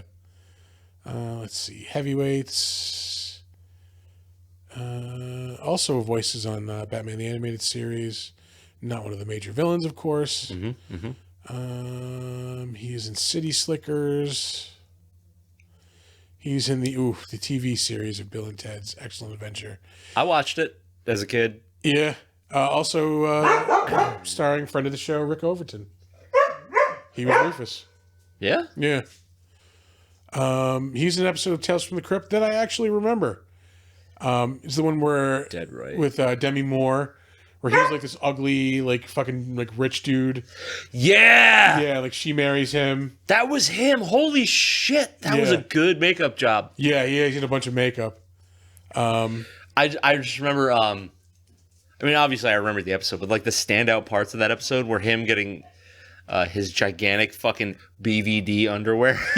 Yeah, Like, gotta wash my BVDs. And then him stabbing her to death, going, if I can't have you, no one can. That was a good episode. I may have seen that long before I should have. It aired in 1990, so yeah. Yeah, it's about the time I saw it. About 5 years old. Let's see. Who's the boss? My parents didn't vet anything that I watched as a child. Okay, I did not close early because in 1988, Jeffrey Tambor played Russell Armstrong on Murder, She Wrote. Yeah, that's right, bud. Buddy, go lay in your chair. Go to sleep, Go to sleep, pal. Murder, She Wrote. Monster, She Wrote is back this week. Fuck yeah. He's in the movie 3 O'Clock High, which I talked about a couple episodes ago. You talk about that all the time. Yeah, it's a good movie. It's a good movie. Good 80s movie. Yeah. I can close this out. No, he was on the 80s Twilight Zone also, which always pops up here. Oh, The New Adventures of Johnny Quest. Yes. Hard Rock. He's in the Ghostbusters Ray Parker Jr. video for the Ghostbusters movie, the Ghostbusters song. Was he just as himself, dancing and singing along to the song like they used to do? Yep. He's in Mr. Mom with Michael Keaton. He was in an episode of MASH. Hey! Three's Company, 9 to 5. Anyway, he's been in a lot of stuff going back to 1977. Kojak. Jesus Christ. Kojak, Starsky and Hutch, and Taxi are his first three. That's absurd. His first movie, And Justice for All. Isn't Al Pacino in that? I don't know, but that's a great Metallica album. And it is, Al Pacino. Yeah. It's I'm out of order. You're out of order. The whole system's out of order. I think that's what that comes That's from. not this. I'm pretty sure it is. That's A Few Good Men. No, I'm pretty sure it's from that. Are you sure? A Few Good Men is you can't. Oh, handle the yeah, truth. you're right. Yeah. You're right. My bad. I had my iconic lines mixed up. John Hurt. John Hurt, So who played good. Professor Broom briefly in the beginning of this. He has a much bigger part in the first movie. Yeah. He's another dude who's just been in a lot of stuff. Yeah. Most notably, I mean, he was the Elephant Man in the movie from 1980. He's also in Alien. Yep. The best of the series is Kane. Yep. Some might say that. Yeah. Anybody with a brain, yeah. Aside from that, he had a really good episode on Doctor Who where he played like this previously like unknown regeneration of the Doctor, War Doctor. You could not get me to give a shit about Doctor Who. And I used to be really into it, and like I just lost it. I fucking goddamn. I understand fandom. Yeah. I get it. If you love it, that's amazing. I'm glad that people do love that show as much as they do. I just can't. As much as I love Peter Capaldi, the actor, Peter Capaldi's Doctor Who run murdered my interest in Doctor Who. Oh, really? Yeah, that bad. Huh? A lot of people love him as it. He has the perfect personality for the Doctor, and he started off really good. Yeah. His last like season or so is just so bad. It's just not like it's barely watchable. Ugh. Let's see. Anything else? I know I'm going over a lot of stuff. I'm just looking for anything that really stands out as. Oh yeah, he was Ollivander and Harry Potter. Yep.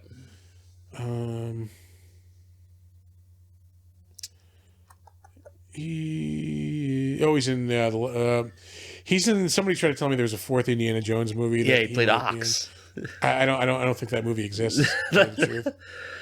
V for Vendetta. Yeah, that's a good movie. Oh, He's so good. in. Alan Moore is very dismissive of a lot of the things that. You can just stop that. Period. Yeah, Alan Moore is very dismissive of a lot of things. yeah, that's pretty much spot on. Like he goes on these like tirades about like, you want to take my material and make movies about it. That's fine, but then he wants you to like use his stuff to make original stories. But it's like, how are you going to make an original story of V for Vendetta? It's like, yeah. It's not the Avengers where you can take those characters and plant them in a different storyline. Like that entire comic, a specific storyline. Yeah, same with the Watchmen. Well, actually, you could do it with the Watchmen. They did it with the Watchmen, but I mean, they had to first they fleshed out that universe. You had to establish the shit out of it. Yeah. Which I mean, I will fucking say it. The Watchmen TV show is the fucking pinnacle, I think, of interpretations of that fucking property. Really? That show is mind-blowingly good. I was always just afraid to watch it. Don't be. Yeah. We're only getting one series. Yeah. There's probably not going to be any more. It's just it. That's it. Okay. It's a nice continuation of what, the first, the comic book story, not of the movie. Yeah. And that's really, it's... All right. Yeah. All right. I'll do it. Yeah. I mean, arguably one of the best TV shows ever made. I'm not saying that, lightly. It is fucking good. All right. Yeah. That's a strong, bold statement. Yeah. Let's see. That's right. He plays himself in Spaceballs. He plays his character from Alien in Spaceballs. Oh, that's right. Oh no! Not again. Hello, my baby. Hello, my that will always make me laugh. Yes. Oh, Spaceballs is so good. That's the second Spaceballs reference we've made tonight. Yeah. He had the special. That's what I'm having. Check, please. He played Jesus in History of the World Part 1. Oh, yeah. Hello, my ragtime gal. He voiced Aragon in the animated, the animated, Bakshi, holy shit! Lord of the Rings. Did I say Aragon? I meant Aragorn. Aragorn. Please don't kill me, nerds. Yeah. I'm one of you. I just made a mistake. Brian Steele.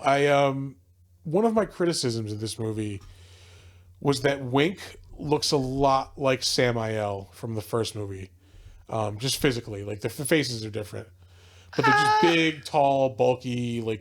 Samael was more squat, kind of on four legs. Both played by the same guy.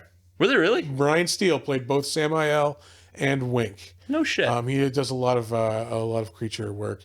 He plays the robot in the Lost in Space series, which is pretty good. I never watched the last season, but I enjoyed it. My son was really into that. The Netflix show, right? Yeah. Yeah, Were Hyena and Minotaur. Ew. I did not watch that, and I refuse to. Anchorman 2? Yeah. It's pretty funny. You can't convince me of that. It's not as good as the first one, but it's watchable. You played the Minotaur in Your Highness. Oh, you have the giant dick. Yeah. Don't suck that, it's dead. He was in Terminator Salvation, played a T-600. That was the weird looking, bulky one. That movie has a really awesome opening. Not a great movie in general, but it has that cool, I liked it. I like it, but it's not, not very memorable, especially, the Terminator series. I gotta tell you, though, Terminator Salvation, better arcade shooter than T2. Really? Yeah. I know. Yes. Bold statement. You're right. I will back that up because that's a fucking awesome game. I do remember that. Yeah. Yeah, you're right. Although I do love me that Terminator 2 arcade game. Yeah, but Salvation was right outside the... Because it had the bigger, detachable, not detachable, you could take it off the thing. It wasn't It wasn't like mounted. Yeah. That was right outside the theater in Colony Center. So they still have it at Colony Center. I'm pretty sure. Yeah. I was just there yesterday. I don't remember. I'm pretty sure it's at the top of the escalator. Yeah. Yeah. No, me and Squeeze play that every time we would go to the movies. He was also in the movie Doom. I think it's the third time tonight that movie has come up. Gross. He's in the fucking extraordinarily terrible Lady in the Water, M. Night Shyamalan movie, possibly his worst, and that is saying a lot. Wow. He was in Blade Trinity also, which also very bad. Yeah. I did some creature work in Underworld, Men in Black 2, Monkey Bone comes up again. Yep. The Edge with Anthony Hopkins and Alec Baldwin. He was Harry in the TV series, not the movie. Oh. The original Harry and the Henderson. Well, not the original Harry and the Henderson. The original Harry was Kevin Peter Hall, who played the Predator in the second best Predator movie. Oh, the one with Danny Glover. No. I said the second best Predator movie. Uh-huh. I still have this goddamn disgusting beard. Yep. Just chug it down. Yeah. It's not going to get any better. Yeah. Roy Dotrice, who played King Baelor, he has also been in a ton of shit. He was in the Beauty and the Beast TV series. I think he was like in every episode. He's in the movie Amadeus. He was in Game of Thrones. I do not remember his character, but he was in 2 episodes. Haline? Don't remember. He's in the episode of Blackwater episode, the Battle of Blackwater Bay. Yeah.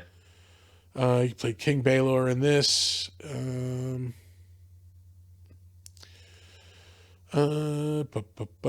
We are Game of Thrones video narrator. Unless that's maybe like a Clash of Kings and a Storm of Swords. Maybe like I don't know, like readings of it. Maybe I'm pretty sure the guy who did the audiobooks, like the official audiobooks, like after the show had started, was the guy who played Grandmaster Pycelle. It's not a good beer. I'm disappointed in you, Willow Rock, because now it just tastes like cold, gross coffee. Yeah. Which I'll still drink. Yeah, I need like a palate cleanser. Is there a Narragansett in there? Oh yeah. Oh. Oh, away with thee. No. You know what it tastes like? Ass. Well, yeah. Because like you can't go to a fast food restaurant without encountering a moron these days. I usually I don't drink. I try not to drink diet soda anymore. So I usually get unsweetened iced tea. And on more than one occasion in the past, I have gone, put my straw in, taken a couple bites of my breakfast food or whatever, gone to drink my refreshing unsweetened iced tea, only to find that I've been given a cup of black coffee, ice with ice in it. Yeah. And that's what that shit tastes like. Ew. Can I tell you you're not a coffee guy to begin with. No, right? I'm not. I'm not. So yeah, just expecting unsweetened iced tea and getting a mouthful of ice cold black coffee. This is turning into Chris's gripe session, but hey, what grinds your gears? yeah, the absolute hardest breakfast sandwich to get properly made at McDonald's: a sausage biscuit with cheese. Literally every ingredient in the fucking sandwich is in the request. Yeah. And 9 times out of 10, it is raw. Oh, the problem is you're not getting a sausage, egg, and cheese McGriddle. Yeah. Yeah, I usually get served a sausage, egg, and cheese, which is like 3 times the price of a sausage biscuit with cheese. I cannot tell you how many times it is that. Like, I would like a sausage biscuit with cheese. Yeah. Sausage, egg, and cheese biscuit? No. No egg. Yeah. Fuck your egg. Yeah. By the way, renewing my subscription to the club. Oh, yeah. I am cracking open the shandy because I hope it just fucking cleans the horrific taste of coffee out of my mouth. See, that was me being courteous. I almost burped right into the mic. It wouldn't be the first time. Yeah, no, that's being professional. That's professionalism. Okay, still cranking out this. It is fucking warm in here. It is. It is getting a little warm. I am going to kill this heater for right now. I doubt it will get cold enough to turn it back on. No.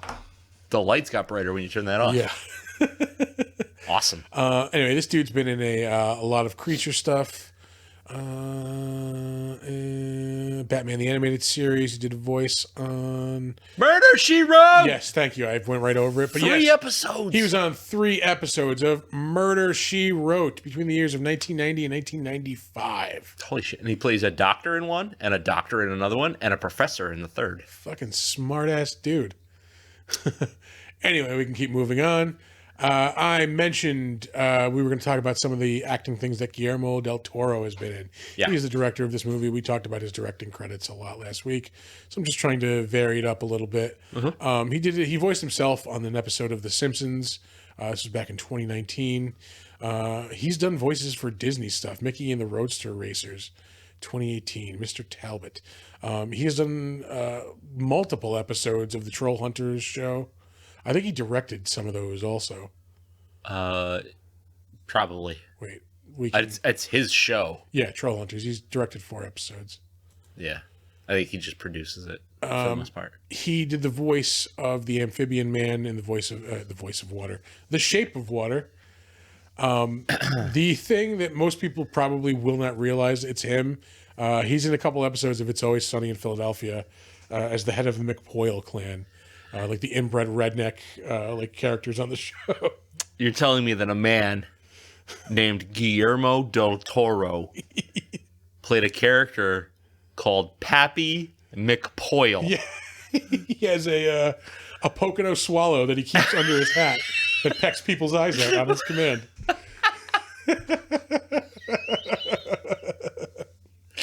Oh, no. Yeah, I highly recommend the episodes that he's in. Just because like he's this big serious director, but like he's playing this like inbred redneck basically. Yeah. Like, it's great. How does he hide his accent well? He does not like when he talks, he's just kind of like blah, blah, blah, like bargle bargle like Oh, Jesus, yeah. Some of the others. Burn. Yeah. He did some voices in The Book of Life, which he directed. We just talked about a little while ago. Yeah. He did a voice in Puss in Boots. Don't Be Afraid of the Dark. He did a voice in that. He did voices in the Quantum of Solace James Bond movie. What the fuck? Yeah, it must be like crowd like noises. He was in the movie Diary of the Dead, which I think is one of George Romero's last movies, if not his very last movie. He plays a newsreader in that. He is in Hellboy 1 also, a guy dressed as a dragon. And other than that, I mean, his first acting credit is in Kronos, which is his own movie. Yeah. So he's at least a double threat. He can act, he can direct. And he does it all. Yeah. Maybe next week, just to vary it up, we'll get into writing or producing. Sure. Although it's pretty much all the same stuff he's been directing. But whatever. We need to fill space every week, is what I'm trying to say. I don't think we do. Yeah. These episodes getting long in the tooth. But that will do it for the better known as segment of the show. Oh, moving on to the crapshoot.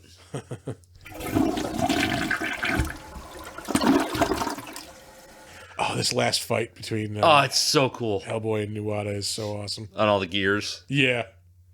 Yeah, you remember when we started the show, we were like, man, we'll hope we can get like an hour. Sure we've hope we can keep this under 2 hours. We're going to do a rating at 18 minutes in? Are you crazy? Oh my God. Man. This movie is so fucking good. It really is. It's another just incredible looking set too. Like yeah. These giant like clockwork gears and Yep. What was the movie that came out like the week after this and just like completely trounced it? 2008. It's probably in the summer.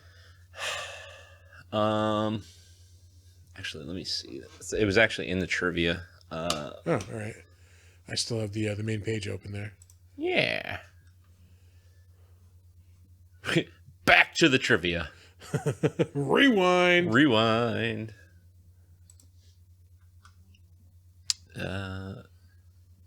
Rate. Yeah, 10 stars. Rate. Oh, that's right. It's going to make us want to sign in. Fuck you. You can get Don't fucked. close that. Don't close that. Just go back. There you go. Ah, get fucked. Wingsuit,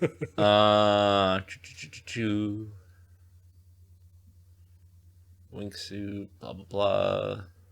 Seth MacFarlane. Say Peter Jackson offered to do stuff. Go back up a little bit more. Right there. Peter Jackson. Oh, no. Oh, to direct Halo. Yeah. Oh, that's right. I forgot that was a thing Peter Jackson was working on at one point. Yeah. That show, I watched the first episode. It was pretty cool, and then like my interest in it has just bottomed out. I've heard that more than once. Yeah. Oh, The Dark Knight. The Dark Knight, yeah, came out. Oh, yeah, that is bad timing. Yeah. Yeah. I guess I'd be like, oh, no, fuck that movie, but no, I can't do that. No, that movie's so good. One of the best movies ever made, in my opinion. Like, so you know what we were going to talk about? We talked about talking about this. Is the new Batman movie. Oh, yeah. And I enjoy it, but it suffered from like universe setup. Yes. Yeah, Donner agrees. Yeah. He likes to get in and get out. He gets right to the point. Yeah. No, it definitely it needed. It not even could have been, should have been. It needed to be about 45 minutes shorter. At least. Yeah. That movie is 3 flat. Like, was it 3 flat? I thought it was like 3:15. I don't know. I think it's 2:59. Like, Okay. Without like previews and shit. It was longer in the theaters. There was so much fat in that movie. You have a whole extra act of the movie that does not need to be in the movie. The whole thing with Gotham Square Garden. Yeah. You like the movie should have just ended after the Riddler thing. Like, you don't need all that. Like, that to me, it had a great ending spot, and they were like, "We need more." Yeah, that stinks of like a studio higher up being like, "We need another action sequence in this movie." Yeah. Like, we're gonna force you to put another action sequence in this movie. It didn't need any of that. Yeah, and like it wasn't when I was watching it today. Today was your first watch, sir? No, I watched it in the theater. Oh, okay. Yeah. No, Did we talk about this before? I don't think so. I don't know. Yeah, you definitely don't need the end of that movie. But otherwise, it was fucking really good. I really enjoyed it. My problem is that they set up a crime noir and then turned it into a fucking just generic action movie. Yeah, I think that's due to studio interference. I feel like if you cut off that last like half hour or 40 minutes or so, you have a little, well, not a little, it's 2 hours and 15 minutes. You have a small scale detective movie, basically. Yeah. This guy's out to catch a serial killer. The world's not ending. There's not a big giant like you had a plot. You had a street level story. Yeah. And like that's fine. That is 100% acceptable, especially for a Batman story. Especially if it's like early Batman. Yeah. You know what I 100% don't fucking need ever again? The Joker. Yeah. I don't know. That scene was a definite ding on that movie. It does not need to be in the movie. You're going back to a character that is just beaten to death. Yeah. Like, there are great Jokers. Don't get me wrong. There are fucking great Joker stories in the movies. I get it. Like, he's Batman's, like, arch nemesis. Yeah. But his rogues gallery is so enormous. There are so many different stories, different types of stories you can tell that, like... It's so untapped. We get, like, mostly... With Batman movies, it's like a larger scale Batman where he's fighting like supervillains who are out to like destroy the world or something like that.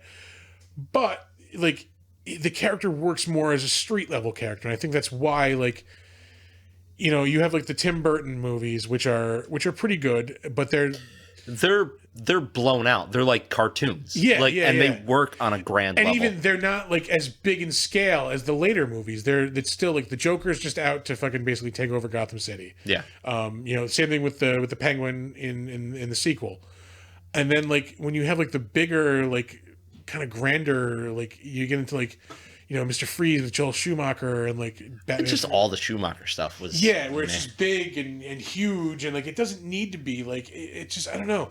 And I feel like they kind of even Christopher Nolan fell into that with the third. The third one suffered from that big time. Where we just need to keep getting bigger and bigger and bigger. Where like even The Dark Knight, which I think is a perfect fucking movie, like that is a scale. It's really not that big of a scale. The Joker's It's not localized. It's very localized. Yeah, he's not out to blow up the world. He's not out to like, he's basically out. His biggest thing is going to kill a couple hundred people on a boat at some point. Like, that's really it. It's not like this world-ending thing. Yeah, and like they just get so ahead of themselves with these big stories that like, no, we don't need that. Like, it can be small. It can be street scale. That's why the Daredevil show worked so fucking well. Yeah, because they put him exactly where he needed to be. Yeah. Daredevil is a boots on the ground kind of character. Like, he doesn't need to be saving the entire world. He needs to be saving Hell's Kitchen. That's it. And that's all they did. And it was fucking perfect. And they were like, they did that with Spider-Man where they focused on him being this big, like, they've got him going into space and like doing all this other stuff. But like, by the end of No Way Home, they finally reset. We're like, okay, no, he's just this street level dude. Yeah. And that's why, one of the reasons why I love that movie so much. I mean, like, there's a lot to love, but like, at the end of that movie, he's your friendly neighborhood Spider-Man. Yeah. Like, that's all he needs to be. Yeah. Neighborhood. Yeah. Like, it's in the fucking name. Yeah. But I like some of the acting performances in the new Batman are just, John Turturro as fucking Carmine Falcone. I loved him. He like the whole speech like he gives Bruce Wayne about like when he sees him in the courthouse, like your dad, he helped me out. I remember like he did the surgery, like we were in your house, like you were there watching me. I remember that. Like that whole speech he gives him is just fucking amazing. Yep. Andy Serkis. Oh, I needed so more good Andy as Alfred. Serkis in that movie. I was skeptical, just like all right, it's Andy Serkis, like, and this is Alfred, like. They just don't seem like they mesh. Yeah. Like, fucking spot on. Like, he was perfect. He was that younger Alfred who was, like, still a badass. Yeah. Like, I'm a butler, but I can kick ass if I need to. Yeah. I'm a butler because of the situation, basically, because I need to take care of you. Yep. But, yeah, that was great. Like, for every great thing that they did in that movie, there was a misstep. Like, there were just some things I really like the ending. Which one? Well, the actual end of the movie, after the extra part where I think they could have even hammered this home without the extra part of like they definitely pulled a Return of the King on that. Yeah. Well, like I kind of guess they needed that part to sell the message of like him realizing like I can't just be this gritty like symbol of fear. Like if I'm going to save people, I need to be something that people want to be saved by. But they could have cut off 2 other endings and put that in there. Yeah, they should have found a way to work that into the original ending with the him catching the Riddler. Like yeah, but in the end, like that's one of the good things that they did do in that extra time. They established that like I can't just be this like gritty symbol of darkness and just striking fear into people. No, I need to be a symbol of hope as well. Yeah. And like I've said this before, the scene with the car chase scene with the Batmobile is amazing. That was badass. Yeah. Yeah, man. It's just, I'm probably never gonna watch it again. Like I will. It's a movie I can throw on just like in the background. I just don't care to. Yeah. Like and I love Batman, so this is like it's painful for me to say, but like I don't want to put that much effort into this movie ever again. I can see that. Like I fucking 3 hours to tell me a Riddler story. See, I broke it up throughout the day. I watched it in like hour segments, like throughout the day. Like, and I loved what they did with the Riddler too. Yeah. Oh, Paul Dano was goddamn amazing in that movie. Like that was great. Like they didn't just give me like a spot on visual representation of what they have in the comics. Like they twisted the character into this fucking crazy serial killer type character, which worked, except he just looked like the Machine from 8mm. But but it was fine. Like they leaned a little too heavy on like the Zodiac killer, but it was fine. I enjoyed the character. Like they did a good.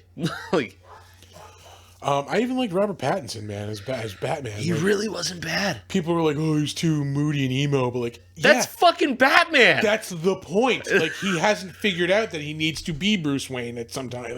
Yeah. At some point, like he can't. Again, I can't just be this dour fucking asshole all the time. Like, Yeah. I need to be the hey, like the smarmy, like nice guy. Yeah. In order to make this other thing work. Yeah, Twilight gave him a bad rep. It really did, because Because- he's in some good movies, man. The Lighthouse, like, Yeah. that's another movie that's like I'm never going to watch that again. No. That was a really good movie. Yeah, it's hey, what do you want to watch? Like this really weird horror movie? Yeah, it sounds great. All right, well, Willem Dafoe and Robert Pattinson fuck in it. Yeah. Well, Willem Dafoe farts a lot too.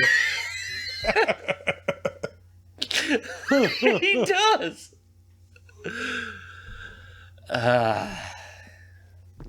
Oh man, I don't know. I really enjoyed the new Batman, but it for sure 100% has its flaws. Yeah. There's about 50 minutes of them. Yeah. Another thing I think they did good in that end sequence that, like, again, you could have moved this into the main story with the Riddler, where he shoots himself up with venom. Like, they don't really like even say it's venom. Yeah. They don't acknowledge it, but like, Yeah. that's a fucking issue. Like, that's going to be an issue going forward. Yeah. He fucking shoots himself up with that shit. And he just beats the fuck out of that dude. Like, I didn't think about Venom. I was just like, oh, he's just got like a fucking adrenaline shot or whatever. yeah, no, it was like bright green. So I'm like, that's got to be Venom. Yeah. Oh man, so they might try to wrangle Bane in on the next one. But Again, I think it's in the Joker territory. We're like, let's lay off that character for a little bit. yeah, and Bane is a much, especially with Venom, he's a much more like out there character for the universe that they're setting up. Yeah. I still say, like, because again, there's so much you can do with Batman. He's a street level character. Yeah. He is this big Justice League level character. Yep. He's a street, like I said, he's a street level, like, true crime guy. But there's also like a supernatural side to like Batman villains. Like, Yeah. I've been saying this for Man-Bat. fucking years. Give me fucking Man-Bat. Give me Man-Bat and Clayface. I think those would be two amazing movie villains. Yeah. You know what we haven't touched on at all in this rant about Batman? Fucking Penguin. Yeah, Colin Farrell Nailed it. out of the fucking park. Fuck. Yeah. They set him up so good to be like the next bad guy. Yeah, at the end there's just that voiceover where it's Bruce Wayne, which I love that voiceover of him like keeping the diary of, like, he calls it the Gotham Project. Yeah. And he's like, some people are going to take advantage of this, and like that's when they show like the Penguin like looking out over the city, like They used that character yeah. sparingly in this one. Yeah. So I didn't get tired of him. Yeah. So if he's the next villain, it's fine. Yeah. Totally fucking fine. But you know who I really want? Like, Man-Bat aside, I want a Black Mask movie. That would be awesome. That'd Well, be we sick. got the Black Mask movie. It wasn't with the Batman movie, unfortunately, but it's still a pretty decent. He's the villain in Birds of Prey. Oh, is he? Yeah, Ewan McGregor plays him. I didn't see it. Yeah. Well, fuck me then. Roman Sionis. Yeah, that character's sick. Yeah. I really like the Birds of Prey movie. I will say it. All right, Because again, eventually I'll get to it. Yeah, I wouldn't say run out and watch it immediately. It's not like groundbreaking as far as comic book movies go. Yeah. But it's that street level crime again. It's it's not anything huge and world ending. Yep. It's street level villains. Yeah, that's why I like Batman. That's why I like Daredevil. That's why I like the Punisher. Yeah. Like they're fighting crime, not supervillains. I mean, yeah, Batman will fight supervillains and shit like that, but like his best stories are him solving mysteries. The Long Halloween, like, Oh, they like veered into that territory in this movie. Like, I just want that movie yeah. straight up. Like, give me The Long Halloween. I didn't love the animated version. Yeah, Like, yeah. It was okay, but meh. Oh, have I even watched it? They just made that recently, right? Yeah. Yeah. No, I have not watched it yet. It's all right. Yeah. It's just all right. Huh, that's disappointing. Yeah.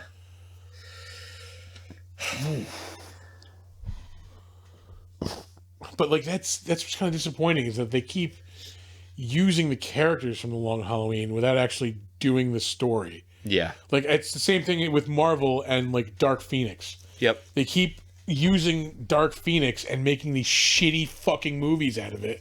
When like if you just made the story from the comics, it could be amazing. Yeah. It never happened though. Yeah. Because now everybody's tired of Dark Phoenix. Yeah. Like how fucking awesome. Like, they did it in the cartoon. Like give me that scene where like it's that battle on the moon and like it's just Cyclops and Jean at the end like versus everybody, all the other X-Men are out. Yep. Like it's just them versus the Gladiators and like fuck, oh god, I want that so bad. Like well, Phoenix just comes out and destroys everyone. Yep. Like, sorry, bud. I want that so bad. You're never gonna get it. Never gonna get it. Never gonna get it. I feel like we're never gonna get good Ghost Rider because we like they're gonna keep trying to do like they're gonna try to do origin stories again. I feel like they're not gonna do Dan Ketch. They're not gonna do Robbie Reyes. They're gonna do fucking Johnny Blaze like every time. I don't know. I want like we got Robbie Reyes Ghost Rider and Agents of S.H.I.E.L.D., which they did pretty good. Like, I want a Dan Ketch 90s, like, gritty Ghost Rider. I want that Ghost Rider so bad. That was when it was, like, Spirit of Vengeance, like... Yeah. That's down, when they got... down and dirty, like... More, like, into, like, horror and, like, occult stuff. Yeah. Like, that I want so bad. No, you're just gonna get movies with Nick Cage that suck. Yeah. Yep. Speaking of things with Nick Cage that sucks, Prisoners of the Ghostland. Oh, Ghostland, yeah. Oh, it's so bad. I still haven't watched it. Like, I keep circling it. Like, I just never... No, watch it. Definitely watch it. Because there are cool things in it. Yeah. Not a good film. What did I watch? I watched Licorice Pizza last night, which I heard the best description of. It was a review. I forgot. Oh, fuck! I wish I noticed. I remember who wrote it, but it was said. It's like somebody pressed the play all on the deleted scenes like section of a DVD on a better movie. That sounds wretched. Yeah, because it's not. There's not much of a story. It is like a couple of characters, and then like they get into just random events, and then the movie ends. Like there's not much going on. That's weird. Like I'll see it come up on like Netflix, and I'll go Licorice Pizza, and then throw up in my mouth, and then like go elsewhere. And like yeah, like I like Paul Thomas Anderson. I fucking love Boogie Nights. Like that was a great movie. Yeah. Ooh, this one was it wasn't like a tough watch because I did enjoy. I enjoyed like the interaction of the character. I like the dialogue, but like story wise, there's just nothing going on. Yeah, he tried to do like a Once Upon a Time in Hollywood, but like there's not.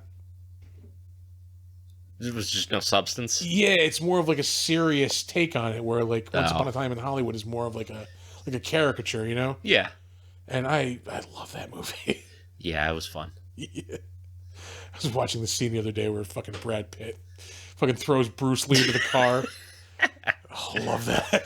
Yeah. Oh man. And the character Bruce Lee's character is based on actually there is a story that he got in a fight with Bruce Lee. Oh yeah. Yeah. The actual outcome is whatever, but I do hear that Bruce Lee was a fucking dickhead Yeah, I have to heard everybody. Yeah, so that's fun. I think it was like Tarantino. He was describing that character, like the Brad Pitt character, where like, yeah, Bruce Lee is like this known badass, like in a gym, Yeah, like in a dojo. But like if you're in like a combat situation, like 10 times out of 10, fucking Brad Pitt's gonna wipe the floor with him. yeah. You know, because he's just a fucking Well, I got trained killer. Like, yeah, I got in this argument at work last week before. It was in their prime in a street fight. Bruce Lee, Mike Tyson. I was like, Mike Tyson picks him up, breaks him in half, and throws him in the fucking garbage. yeah. Yeah. I mean, like, because Mike Tyson's not going to fight him with karate. He's not going to. He's just going to get in close and beat the fuck out of him. Yeah. Like he did that guy in the plane the other day. That guy had it coming. Oh, absolutely, yeah. And that's exactly what he wanted, too. So if he tries to sue Mike Tyson, then that's the ultimate outcome that he wanted. Yeah.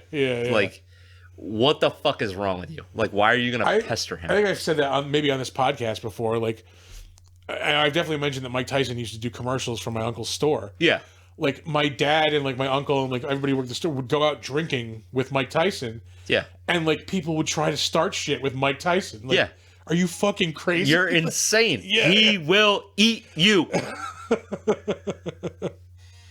And it's more than just like he's a professional boxer. He was a fucking nutcase. Yeah.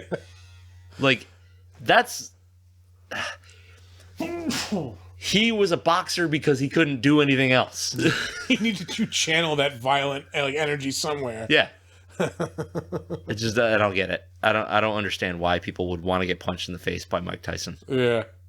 Oh, I'll sue him and make him a lot of money. Yeah, if you survive. Yeah. That's a huge hurdle you need to get over first. He will beat your ass to death. He fought... Okay, so we are way off of like anything related to monsters or monster movies. Well, no, Mike Tyson is pretty much a fucking monster. So there's a boxer called his name was Mitch Green, Mitch Blood Green, and that he fought Mike Tyson in the ring, and Mike Tyson won. But then he also fought Mike Tyson outside of the ring, and Mike Tyson won. He beat the fucking shit out of him. And Mitch Blood Green was high on angel dust at the time. You know how hard it is to beat the shit out of somebody on angel dust? Like... So I'm pretty sure Mike Tyson said he knocked him down or knocked him out like 2 or 3 times. He kept popping back up because he was fucking dusted. Angel dust, yeah. It's just fucking dusted. And the final time, Mike fucking punched him and his head bounced off the fucking concrete. Oh, so Jesus. I'm gonna bring up a picture here of the aftermath of that particular fight. Let's see. Mitch Green Mike Tyson. Mike Tyson breaking. Oh my lord. Look at that shit. Just sealed it shut. Yeah. Oh my lord. Yeah. By the way, Mitch Green was a scumbag, by the way. He possibly more than once held up a gas station and tied up and hid the person behind the counter. And because there wasn't enough money in the cash register, was out pumping gas, collecting money from pumping gas and tips. Yeah. And, like, you know, while the person that should be running that was tied up in the back. Jesus Christ. Yeah. He's, that's insane. which you might call a dirtbag. Yeah. Oh, boy. Yeah. So, now that we've talked about boxing and things. Might be a good time to wrap it up. Yeah, let's wrap it up. Let's do the socials and get the fuck out of here. So, our website is www.bigdumbmonsterspodcast.com or www.bigdumbmonsters.com. shoot us an email. If you have suggestions for the show, things we can improve on, movies you want us to watch, beer you want us to drink, you can do that at bigdumbmonsters@gmail.com. Throw us a tweet at dumb_monsters. Find us on Facebook, Big Dumb Monsters Pod. And if you are on Slasher, we are Big Dumb Monsters Podcast. We are also on Instagram at big_dumb_monsters. You can also check us out on YouTube at the Big Dumb Monsters channel. And I think this is out before Saratoga Comic-Con, which we will be at. Yes. Stop by, come see us. We are heavily loaded down with swag. Yep. We have free shit for you. We just come hang out. Maybe have a con soda, quote unquote, or two with us. Have a beverage with us. Yeah, we'll be around. Yeah. Make it a fun time. We'll be upstairs. Yeah.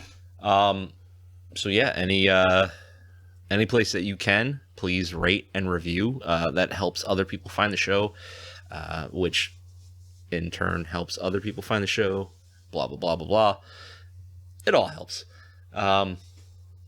So yeah, we're gonna get out of here, and as always, don't let ghoulies eat your ass. Never, never. Bye bye.